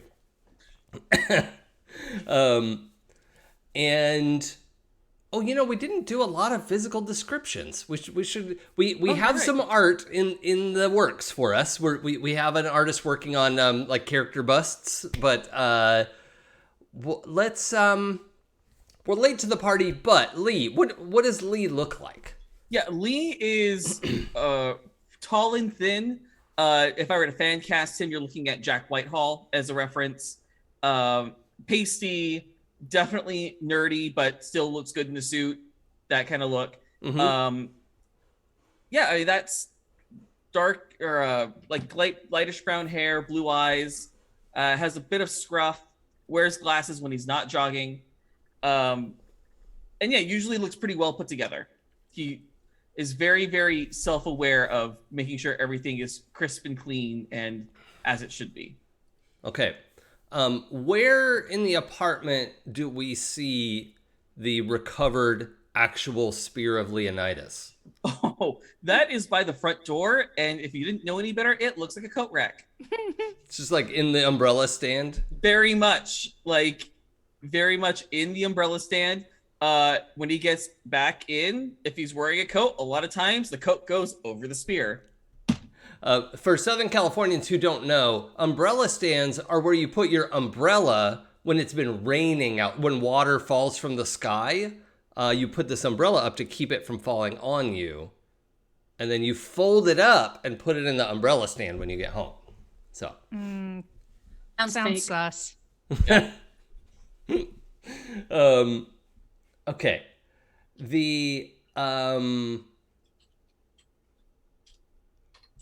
All right.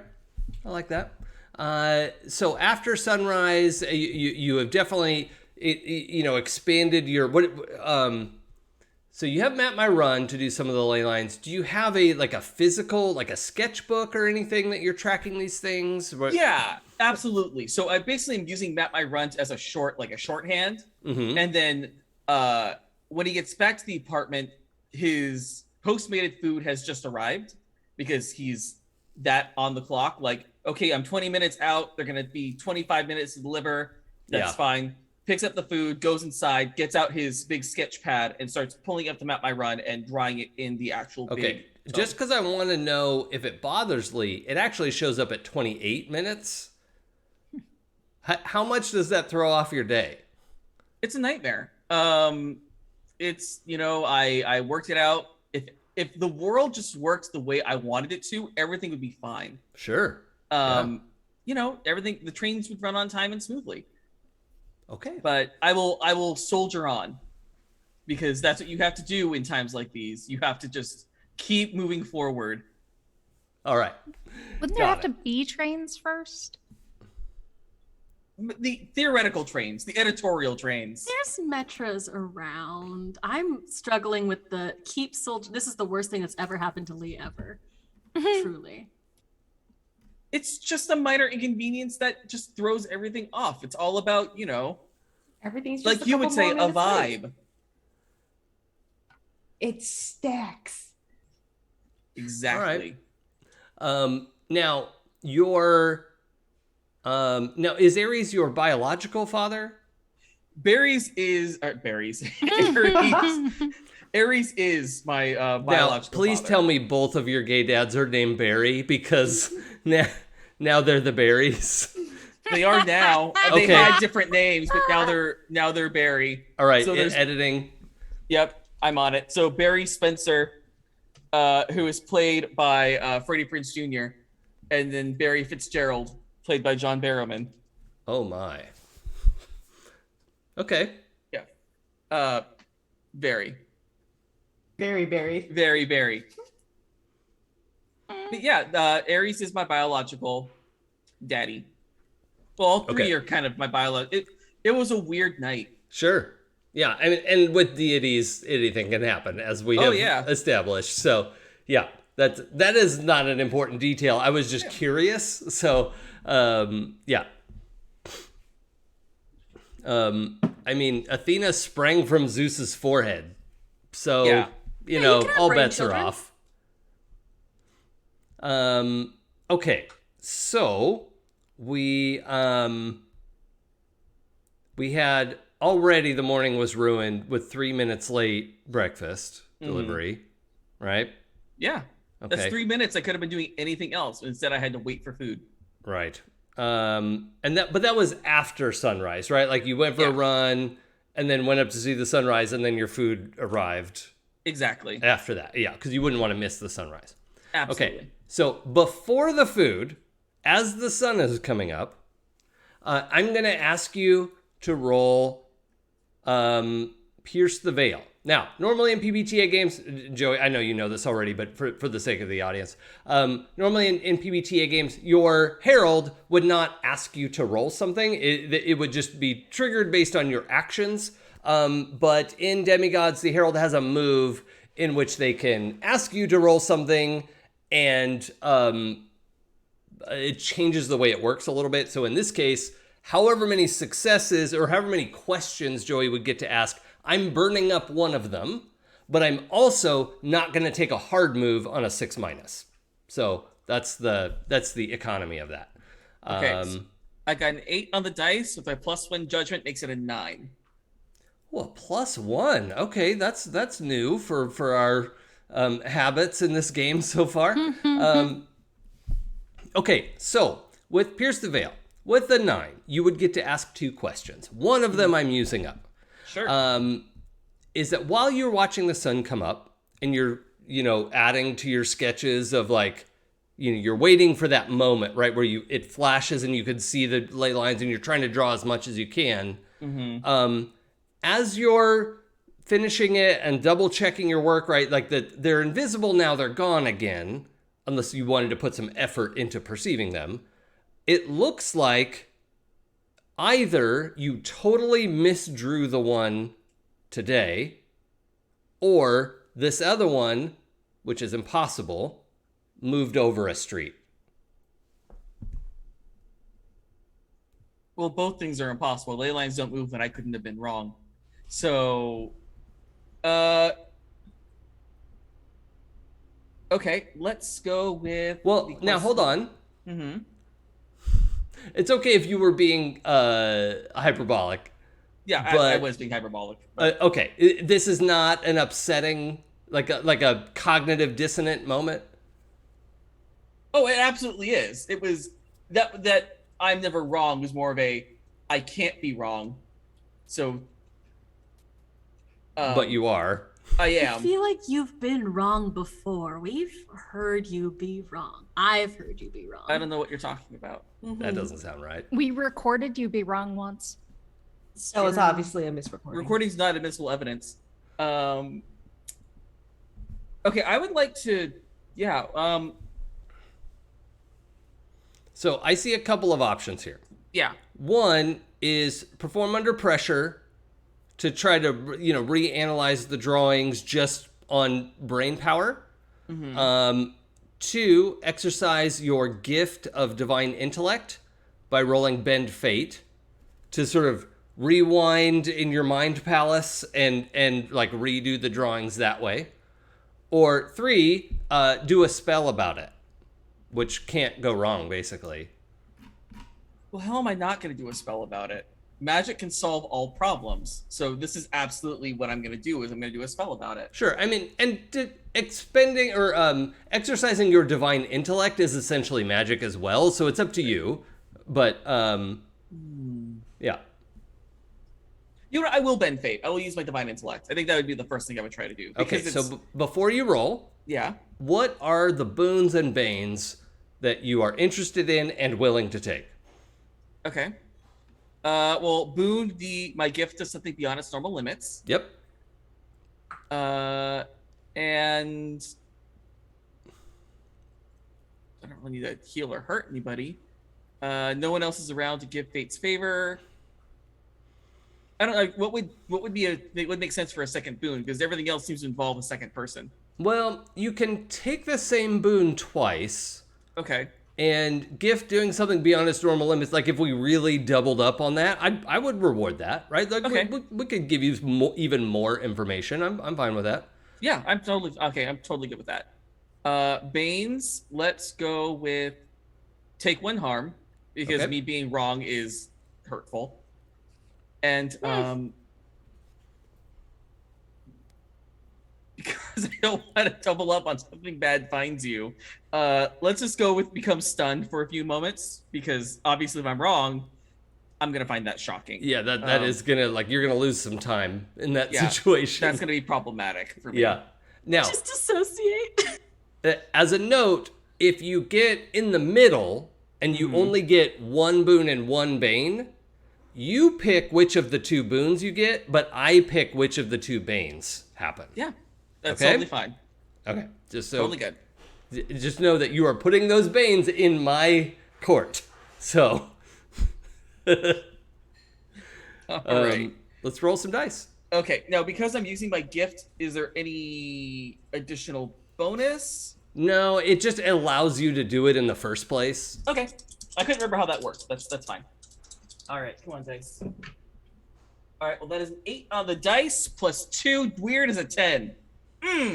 Okay, all right. So you get both of your boons and one bane, and I think I'm actually going to interpret that as become stunned as you are like completely absorbed in the work. As you're like drawing with both hands and like just totally diving into your divine intellect. But it also, you double up on this gift going beyond its normal limits. It's, you get this, much deeper view of all of the times that you've been up here, right? It's kind of overlapping and combining all of this perception that you've had. And, you can confirm that where you drew that line before was correct, and it was correct for days and days and days since you charted it. But as of this morning, it has moved. And it didn't move while you were watching it. So it happened, at some point, between yesterday morning and now. Do you do this every morning? Yeah, I think I do. I think it's a morning ritual. Okay. And you also, I think, just markedly advance your chart in general, right? Like you're adding things that weren't there before as you're sort of reversing through your memories in this very controlled, perfect recall moment of this should go here and this should go here. And it actually allows you to 100% confirm that original line was correct as perceived. that you never made a mistake about it. But what you have learned is that a ley line can in fact move, and that's what you were wrong about. And that's why the Bane is stunned for the scene, or stunned for a moment, in that you were wrong. Fortunately, no one saw you be wrong, so you don't have to take damage. But how is that like fit together for you? Does that make sense? Absolutely, that absolutely makes sense. Okay, I'm gonna pick up a different color and draw that line then in a new color. It's like, this is something new. This is new information. I hate that. Why does shit have to change? All right, I'll have to look into that later. Oh no, that's very stressful. I feel that in my heart. Oh, why does shit have to change? Sometimes because it's real bad, and that's why. Absolutely, and I'm glad that change happens. But also, like, why this? Yep. Okay, so the thing you can kind of tell is that the ley line you're observing had moved several hours from now, but the reverb of that action like rippled back in time to say, no, I was always here. Okay. But because your observations are, divine, you, like most people's drawings would have changed. But it's hard to know, like, why this street and not that street. Like, it doesn't immediately seem obvious. It's not like it's connected to the cemetery, right? Now, remind me, Rosalinda, the Elote truck wasn't at the cemetery, right? It was just, like, somewhere in your neighborhood? Yeah, it's just somewhere in the neighborhood. Yeah, okay.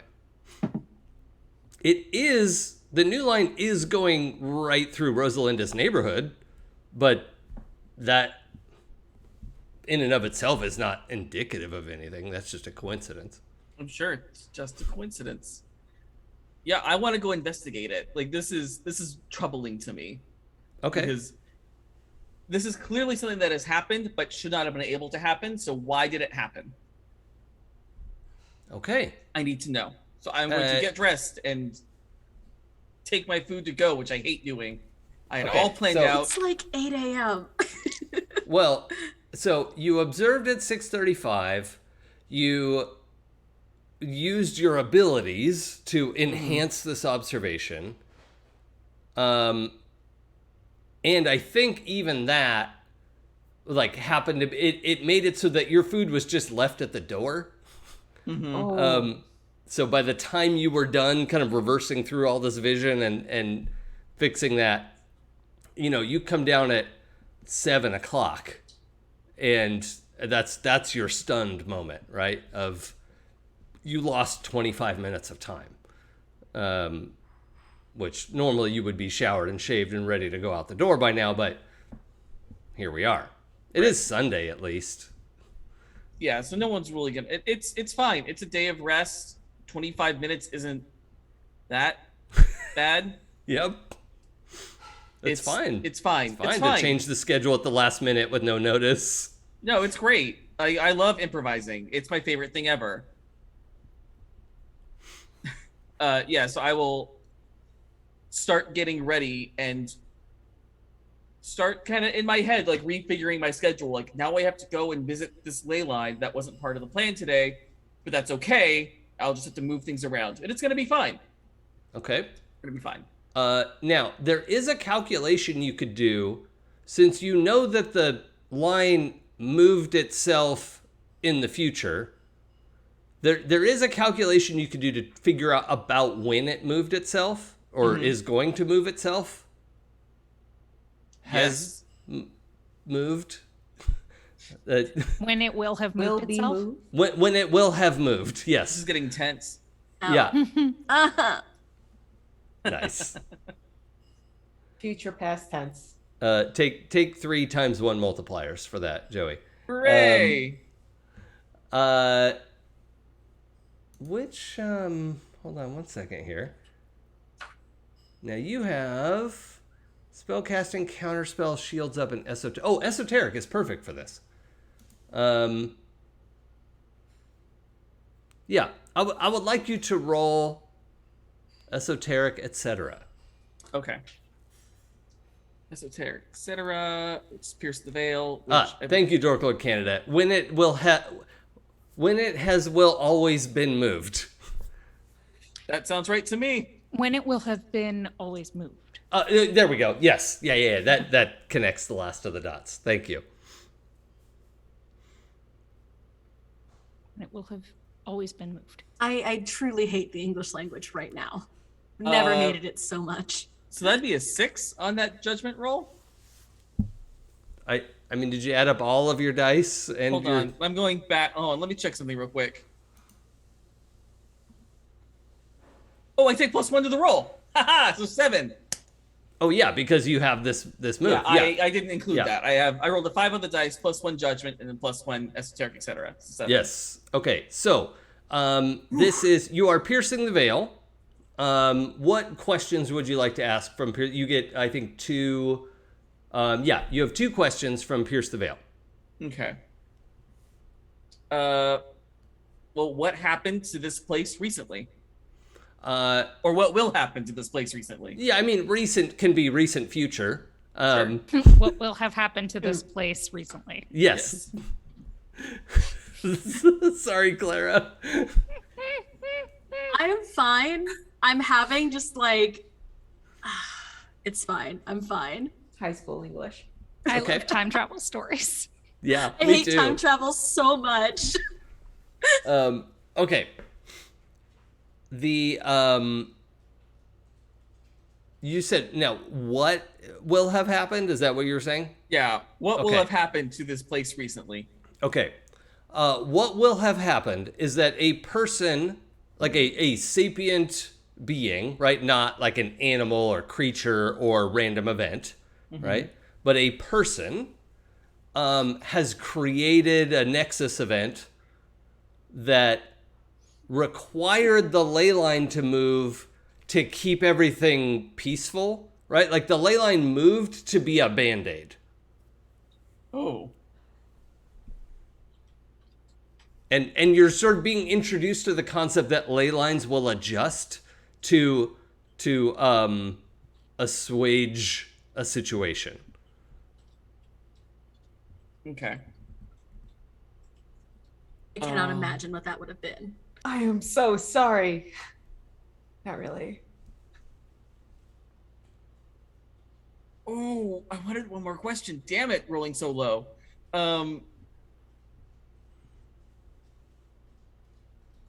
Yeah, the esoteric etc. move was originally ask an extra question, but that at making it a +1 was better.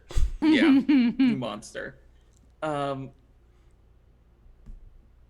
It's funny that you mentioned that. I totally forgot about that. That was several iterations ago. So this question, there's a question I want to ask. I just don't know how to fit it in one of these questions. So let me know if it's workable. But what will happen if the ley line stays where it is? Like, is something bad going to happen if the ley line isn't moved back? I'm going to have you ask a different question because the answer to that is that it can't have moved. Okay. Like you don't have a way to interpret that information, right? Does that make sense? No, that makes perfect sense. Okay. That makes perfect sense. Who was responsible for this thing? Someone in your weave.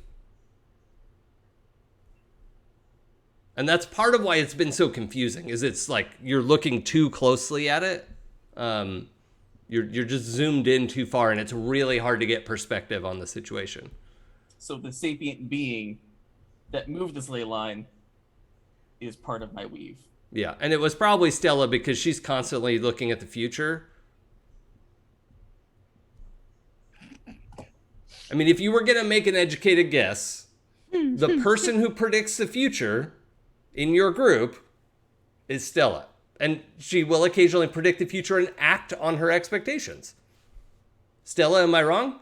I will remind you that yes, but also I will remind you that in character or out of character, I min-maxed specifically saying I will be able to see the future and do nothing about it.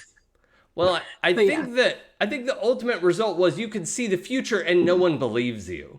That is true too. Essentially, I think that every once in a while I've tried to stop a thing from happening only to make it happen, like a competing Disney Channel show that ran concurrently with Stella's career. Yep. Okay.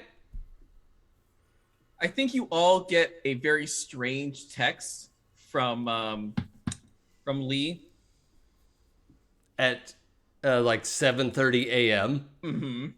When no one's awake. I'm like going to sleep. With your person, no less. Yeah. With the hold on, I gotta check something. The text reads, "What did you going to do?" It's buried under all my mentions, by the way. Yep.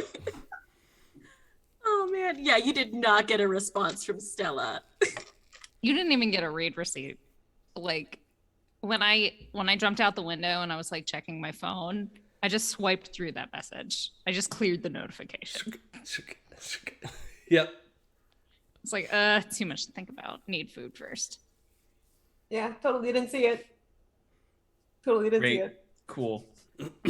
Cool. Maybe if you kept like normal hours. Yeah, like actual I human mean, you know, hours they would say be lack problem. of sleep stunts your growth. Yeah, I don't think I have to worry about that at this point. And I'm not talking to you. You're not in the room. Cool. Every once in a while, you get a preloaded text, like Stella sent this months ago and just set it an alarm for it to go off. You get like a pre-done text that says like "told ya." It doesn't matter. Like they're almost completely at random. She can't guarantee they're gonna go off correctly, but she does. Like "told ya," sent 116. Like. Stella, please roll 2 dice plus weird. Sure. What's my weird? My weird's just a 1. 5. No, 6, because I have a 1 in weird. I don't like that. I don't like that. Okay.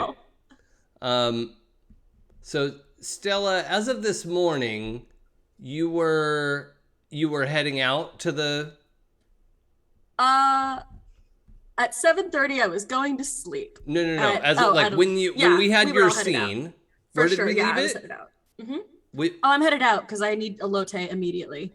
Okay, but you're just going on foot, right? Yeah, just on foot. It's nearby. Okay. So I'm gonna have you take 1 harm. Of course.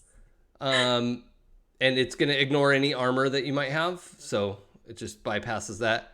As your perception sort of like crystallizes and splits, and like several possible realities spread back from your mind, that you're like perceiving too many things at once, and then you now have the memory of remembering that in the future a ley line is going to move because of something Rosalinda is doing. But the best thought you have is to tell Lee about it. Sure. In that way that like sometimes you get impulses and the universe tells you to text Lee instead of the idiot who's moving a ley line. Right. And now you know why you sent that text from months ago. That makes sense now. I think any chance to be a dick to Lee, like immediately leans against a wall because sunlight plus perceiving all and future realities for any amount of time just is gross. Yep. I think she actually like okay and like To no one. starts swallowed it and like starts texting. So you definitely get a text from Stella that just says, that says fucking just says something stupid. It's like full of typos and autocorrects that say things like shit moved, Rosie's fault again. And then a few minutes later, a second text that says, yes, you were wrong, and it has a date on it from like 6 months ago. But those are just to Lee, right? Those are just to Lee. Okay. I assume we also have a group text as well, but There's definitely a group that's text. what I texted. I did the group text. yeah. I maintained the group text.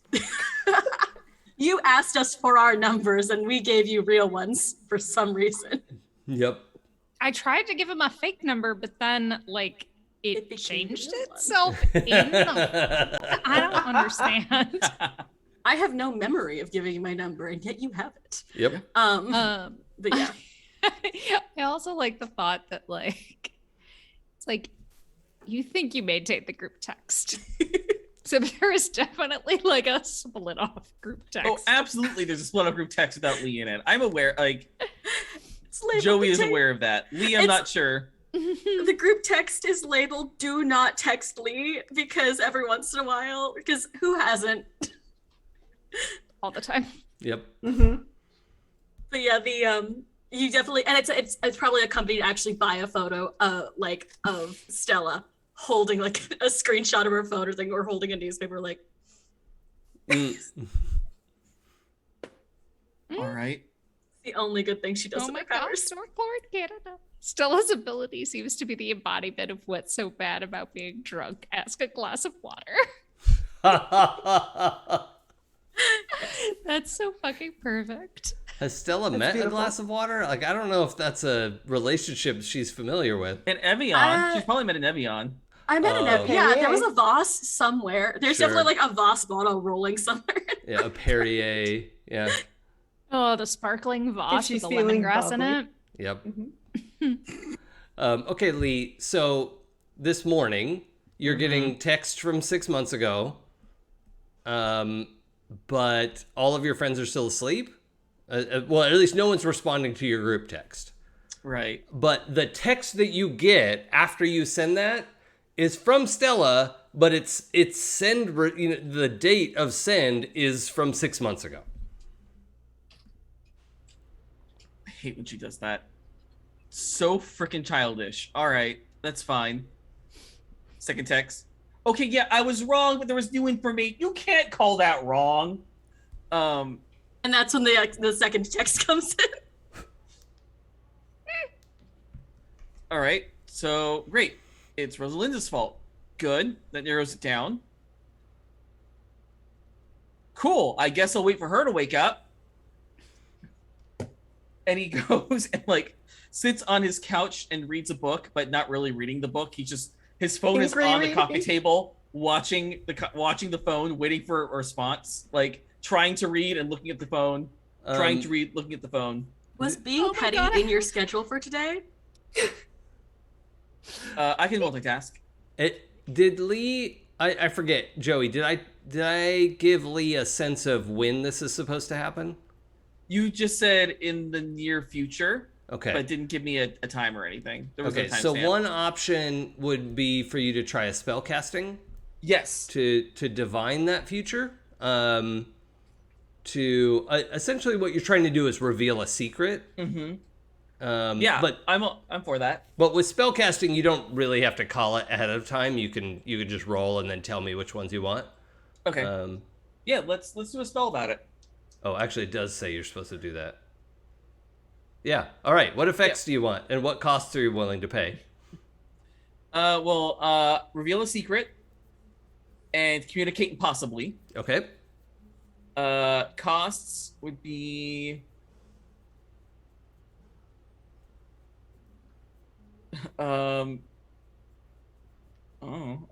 let's do casting takes longer than usual, and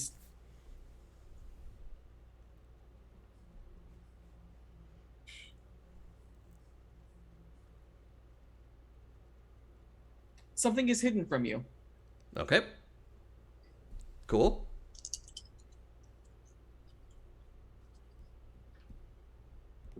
that's doubles. 2 4s. That's an 8 plus my 2 weird is a 10. Okay. Also hydrate. So you will get to communicate impossibly and reveal a secret. Which one of the one costs do you want? Let's go with casting takes longer than usual. Okay, that's fine. You have time, so that makes sense. Okay, yeah, you reveal that these like backward ripples, through time, like you are able to pinpoint the Rosalinda. About what time was it? It was sort of noonish something. About noonish, yeah. Yeah. Okay. So high noon in Hollywood. Not far from now. In fact, right along the line that has moved, that will have moved. Always. And communicate But we'll have impossibly. always moved to the place that it is now.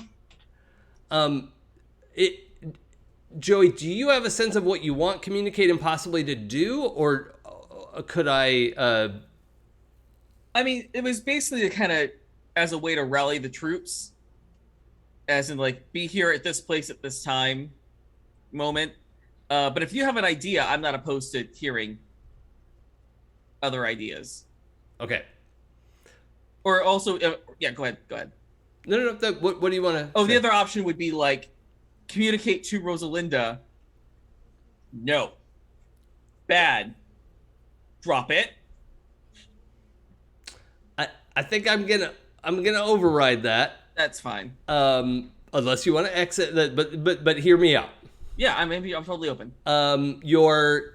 Your arcane senses spread out and focus on the event, and you find this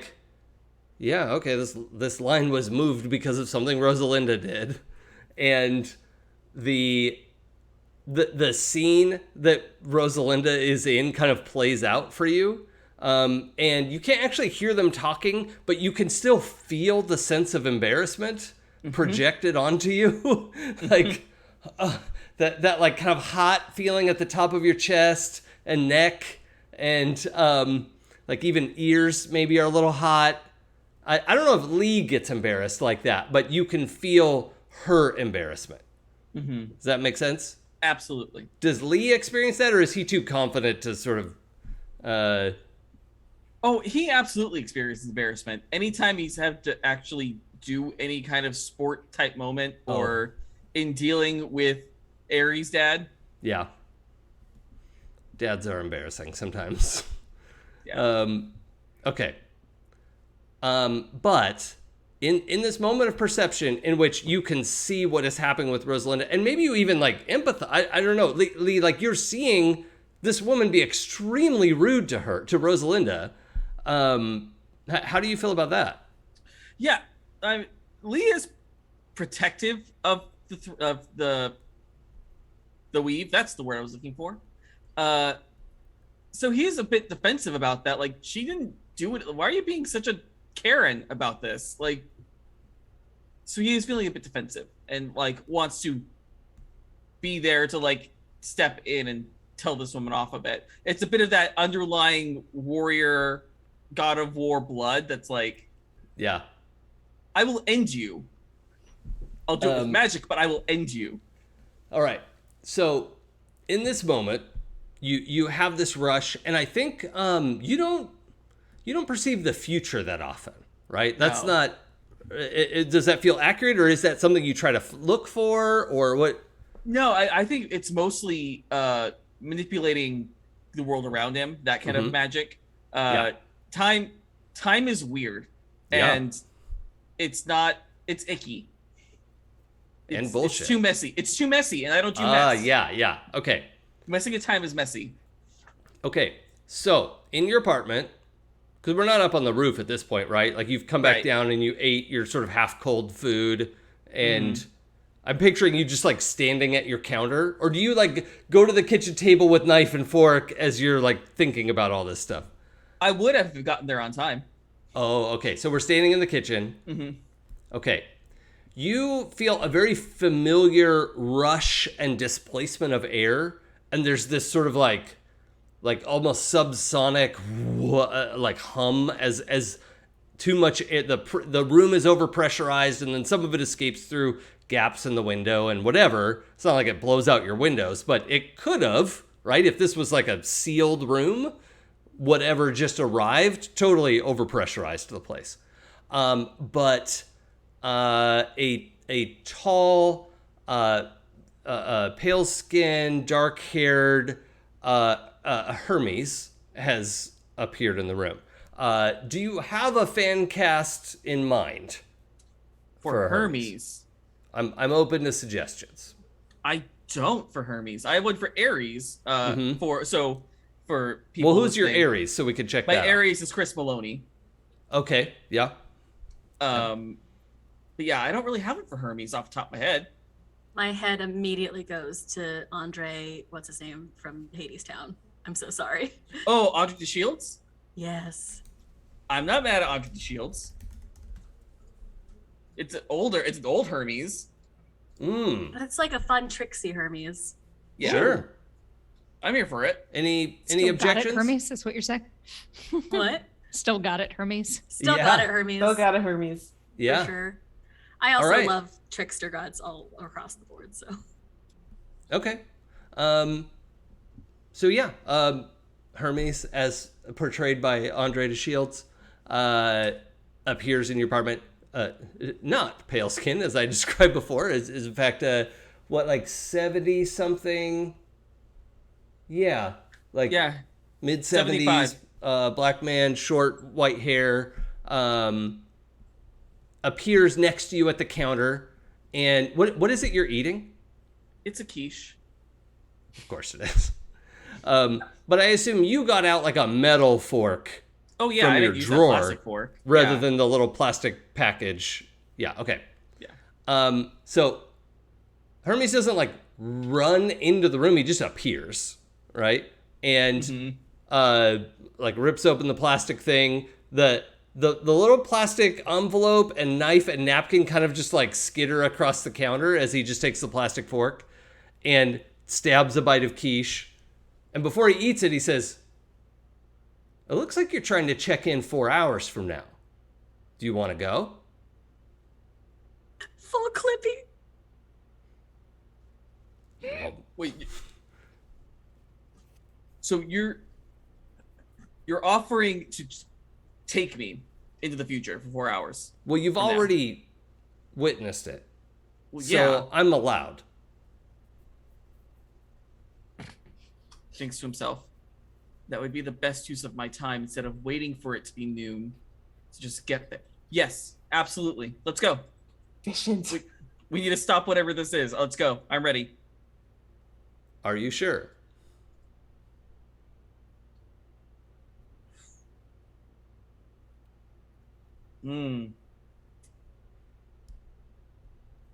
Yeah, yes. Okay. Let's Just Why not? Put your thumb here, and like a little sort of golden scroll unrolls, and there's a place for you to. And you see, you like skim it. You have divine intellect. You see, there's like I won't hold Hermes responsible for anything that happens through the course of time travel and any repercussions that my actions might have, et cetera, et cetera. These are my terms of service. Yeah, Yeah. the Hermes. Are of there service. any weird? I mean, what's the quid pro quo? Are you asking Hermes that? Yeah. None. I just can't take you back. Just can't take me back 4 hours. Well, it's gonna catch up anyway, right? I'm not getting put in some kind of weird parallel timeline. I've never seen that happen.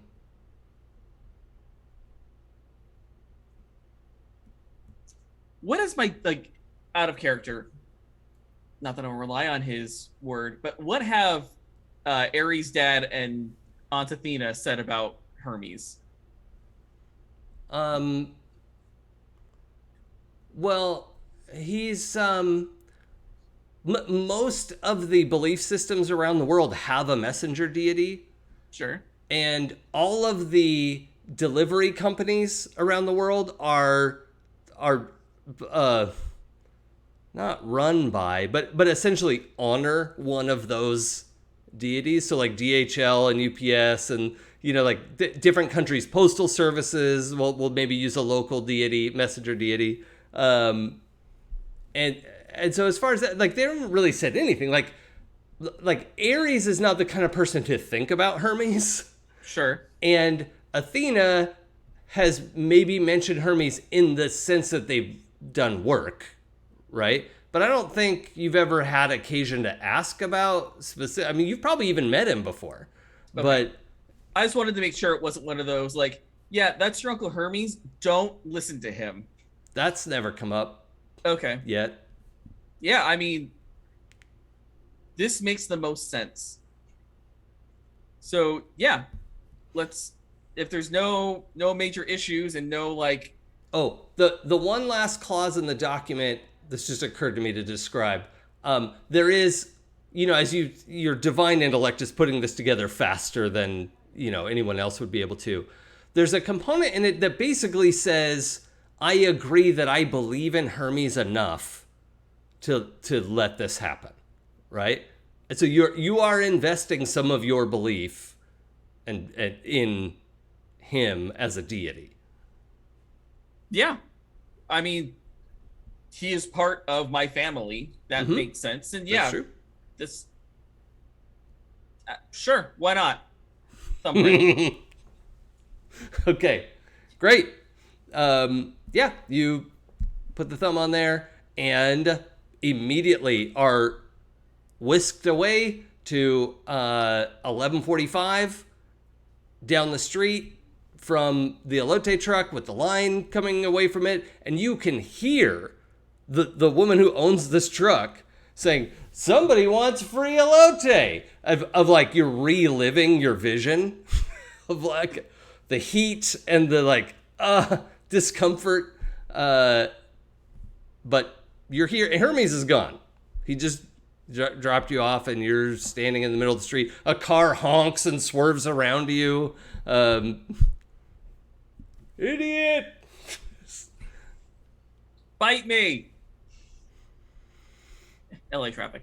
All right, I'm gonna go and try to find Rosalinda to see what damage she has already done. Okay. And as you approach, a shadow crosses over you from behind, and then you watch the shadow like cross over, and you probably wouldn't have noticed it as like, clouds cast shadow, whatever. It could be whatever. But then it like passes over you at a steady rate and then stops on top of the elote truck. And that causes you to look up? Probably. Is that a fair assumption? Okay. Pause. Stella, you find yourself in the neighborhood of the elote truck. Coming out of a cross street, let's say. You're on foot? Yeah. Yeah. You see Lee coming up from your right, kind of in the middle of the street, which is Did a I little see unusual Hermes for him. leave? He's usually very smell? careful. Yeah. Does it smell like Hermes, or do I like see like his foot exit the frame? No, I don't think so. I Okay. don't think so. That's maybe if you were Greek, maybe, but Okay. yeah. Oh man, could have been Child of Apollo. Well, unless you want to do a pierce the veil. I don't need to know right now why Lee has appeared. It's weird. I can't decide how much magic Lee does on a regular basis. I feel like teleporting places would be a thing he just does because Sure. it's more efficient than walking. Yep. And if he tells me again about how you can about how it's more like green than just owning a car, I will punch him with my -1 strength. Sure. But no, I think I see him and I'm like, if I see him, I'm like, that's again, like he must be here. I saw my text go off. Sure. And I think the timing is such that you also see this shadow like scoot along the ground. And I think you That- see Lee look up before it occurs to you to like look at what Lee is looking at. That I would pierce the veil for if there is a spook, like a spooky thing showing up. Yep. We'll get there. Yeah, let's do it. Trey, you arrive on your motorcycle. Probably again from the opposite direction that Lee is arriving from. And I think from your point of view, you kind of like blinked and like checked your mirror for a second, and then Lee was in the middle of the street. You didn't literally see him appear out of nowhere, but it kind of seems like he did, but maybe you just missed it, right? That could be, but it happened when you were like checking, just being a responsible rider. And you see the shadow kind of coming towards you because you're, as we're all converging on this point. Anything in particular for you? I'm definitely gonna roll my eyes and be like, "Get out of the road, asshole!" Oh yeah, I think you had to deal with the car that swerved around Lee, and you're like, "Oh Jesus Christ!" Weren't really in danger. It was just annoying. But okay, now Rosalinda, I'm so sorry. We started with you and then it had to come all the way back. You're having this conversation with this woman, and I think your point of view, the way I'm picturing it is you're kind of facing her and down the way that Lee is coming from, if that's okay with you. Yeah. Which would put Stella off to your right and Trey coming up from behind. Does that make sense for everyone? Mm-hmm. Yeah. Okay. Just like I like to make sure we have a merged, mental or a shared hallucination. So, yeah, you are talking to her, and I think you did a similar thing where you're like looking at her and like oh my God, this is horrible, and you are not looking right at the spot that Lee appears in. And until you look back and Lee is now in the street and you hear the car like screech a little bit to get around him. And then this shadow approaches and it's just sort of over you by the time you realize. And as everyone takes a moment to look up and investigate what this shadow is, the credits roll. And we will have to find out next week what Rosalinda has done on her simple errand to get elote. And what why did you the going fabric to do? of reality in Hollywood has changed. What will you have done in the future? What will you have done? I do not know what I'm going to have done. Indeed. Now, Minerva, because we left you for so long, I'm so sorry about that. Where can the people find your good works? Who are you? How did you get in here? Hi, everyone. I'm Minerva. I have no idea how I got here. I think Jason asked me, and then poof, I'm here. You can find me online on blue_troller on Instagram, Twitter, and Twitch. And website artbyminervafox.com. Illustrator, that's what I do. And yeah, find me here most Sundays on It's Probably Okay or on my channel for Let's Draw. And we're currently finishing up the latter half of Marvel's What If series. It's a watercolor series. Check it out on Thursdays. Oh my God. Shaking my fist that I have to catch these via VODs because What If plus watercolor is so my jam. Yeah, for sure. And what is it about the last Saturday of the month? I saw something about your stream. Oh yeah, that's right. I completely forgot about it. Yeah, let's do it. Let's do a drink and draw last Saturdays of every month where you guys just get to witness me become less coherent, more less than I am already now. But You're I so have much to say, fun. it's extremely entertaining. I've only caught a couple of them, and I am bummed every time I miss it. Highly recommend catching it live, folks. It's masterpiece theater. It's So good. Happy freaking trees, everyone. yeah. Joey, what's your whole deal? That's a great question. If you ever find out the answer, please let me know. Hi, I'm Joey. You can find me on all the social medias at Feywild85, FEYWILD85. You can catch me here every Sunday, and then on Happy Jacks coming up every Monday, playing in a Traveler game, the Jason edition of Traveler, which we're very excited to experience. I Sorry. have no idea what that's going to be like. I'm letting all the character stuff happen by dice. So who knows? I'm very excited. And you can find that coming up soon on Mondays. Okay, cool. Clara. Oh my gosh. Okay. Hi, I'm Clara. I am all over the internet as clearly _golden, unless you're into mermaids, in which case it's mermaid _clarity. I feel like Joey could honestly just do that spiel now. I am here every Sunday, and then every Monday. When you said it, it hit me. I was like, every Monday. We're playing every Monday. Well, Monday's starting the 27th. Starting the 27th. Well. Oh, well, right. Well, we're finishing. Yep. because Carry on. Just every Monday for the rest of my life, I assume, I will be playing Traveler. Just. I'm coming off the Happy Jacks Traveler game with Bill, Yuma Station, and we are moving into which Jason is in. We are moving into the Jason Run game of Traveler. Can I drop the name? Do we have the name? Yeah. Which is The Drop, which is going to be looking to be very cool. And hopefully I will not repeat the character unless Jason will let me bring Blue. Well, you can't because we don't have aliens. Oh, boo. So many boos. But yeah, that's everything I'm up to at this moment. But if you follow me on Twitter, clearly _golden again, you can usually find me doing something because I'm incapable of not doing things. All right. And Pooja. Hello, I'm Pooja. You can find me on Twitter at LADesigirl. That's LADESI girl. And pretty much everywhere else is Forgotten Saves. I am currently, for the first time in like 4 years, not on a Happy Jacks podcast, but you can find me in the back catalog. You can also find me on the TTRPG Actual Play Podcast, 12-Sided Stories, coming up for October, so really soon here.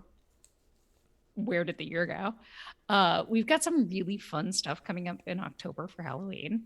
We did a playthrough of Bluebeard's Bride, run by B. Zelda, and I can tell you right now that was amazing. I haven't heard. Is it not out yet?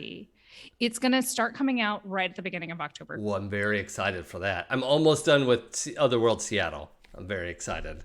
And then after Bluebeard's Bride, I actually GM'd for the first time in like, I don't know, number of years.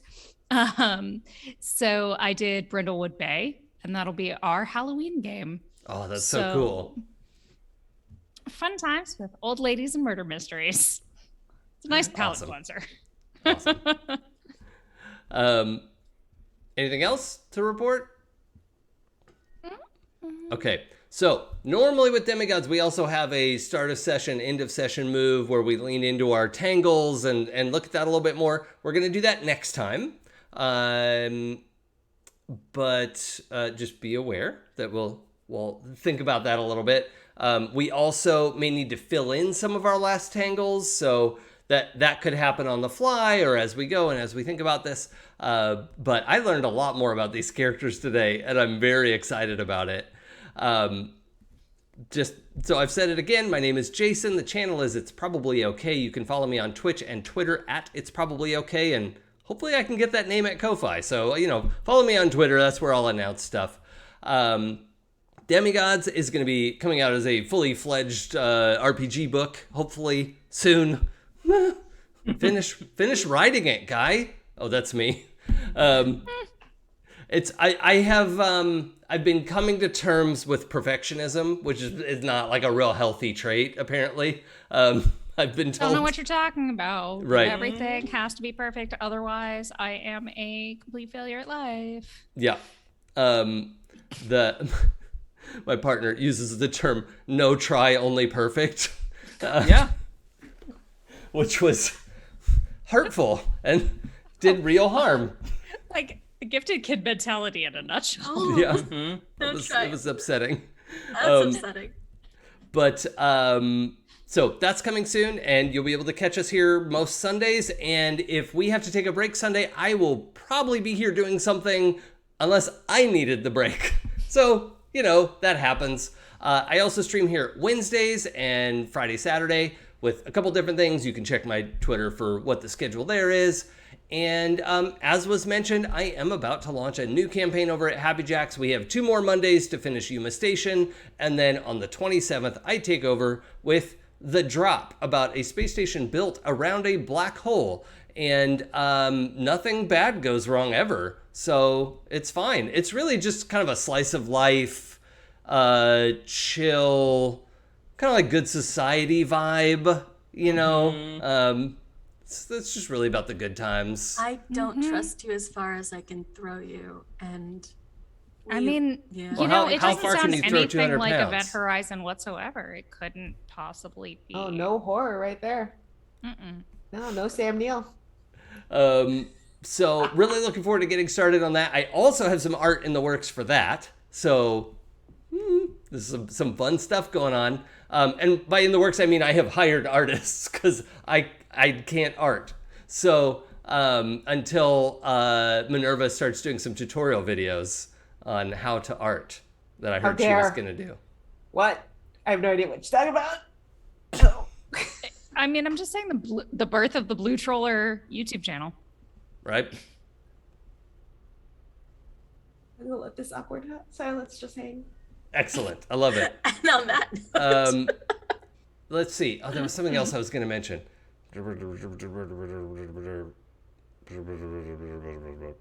Oh, we on our Friday show that I do with Sam DeLev here on the channel, we are going to have guest B Zelda, previously mentioned for being on 12-Sided Stories and on Power Play with Q Times and just and the Broadswords, just incredibly prolific, talented, amazing performer.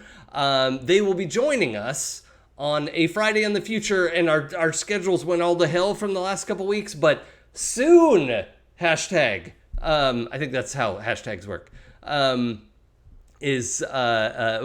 looking forward to that. So minor rescheduling,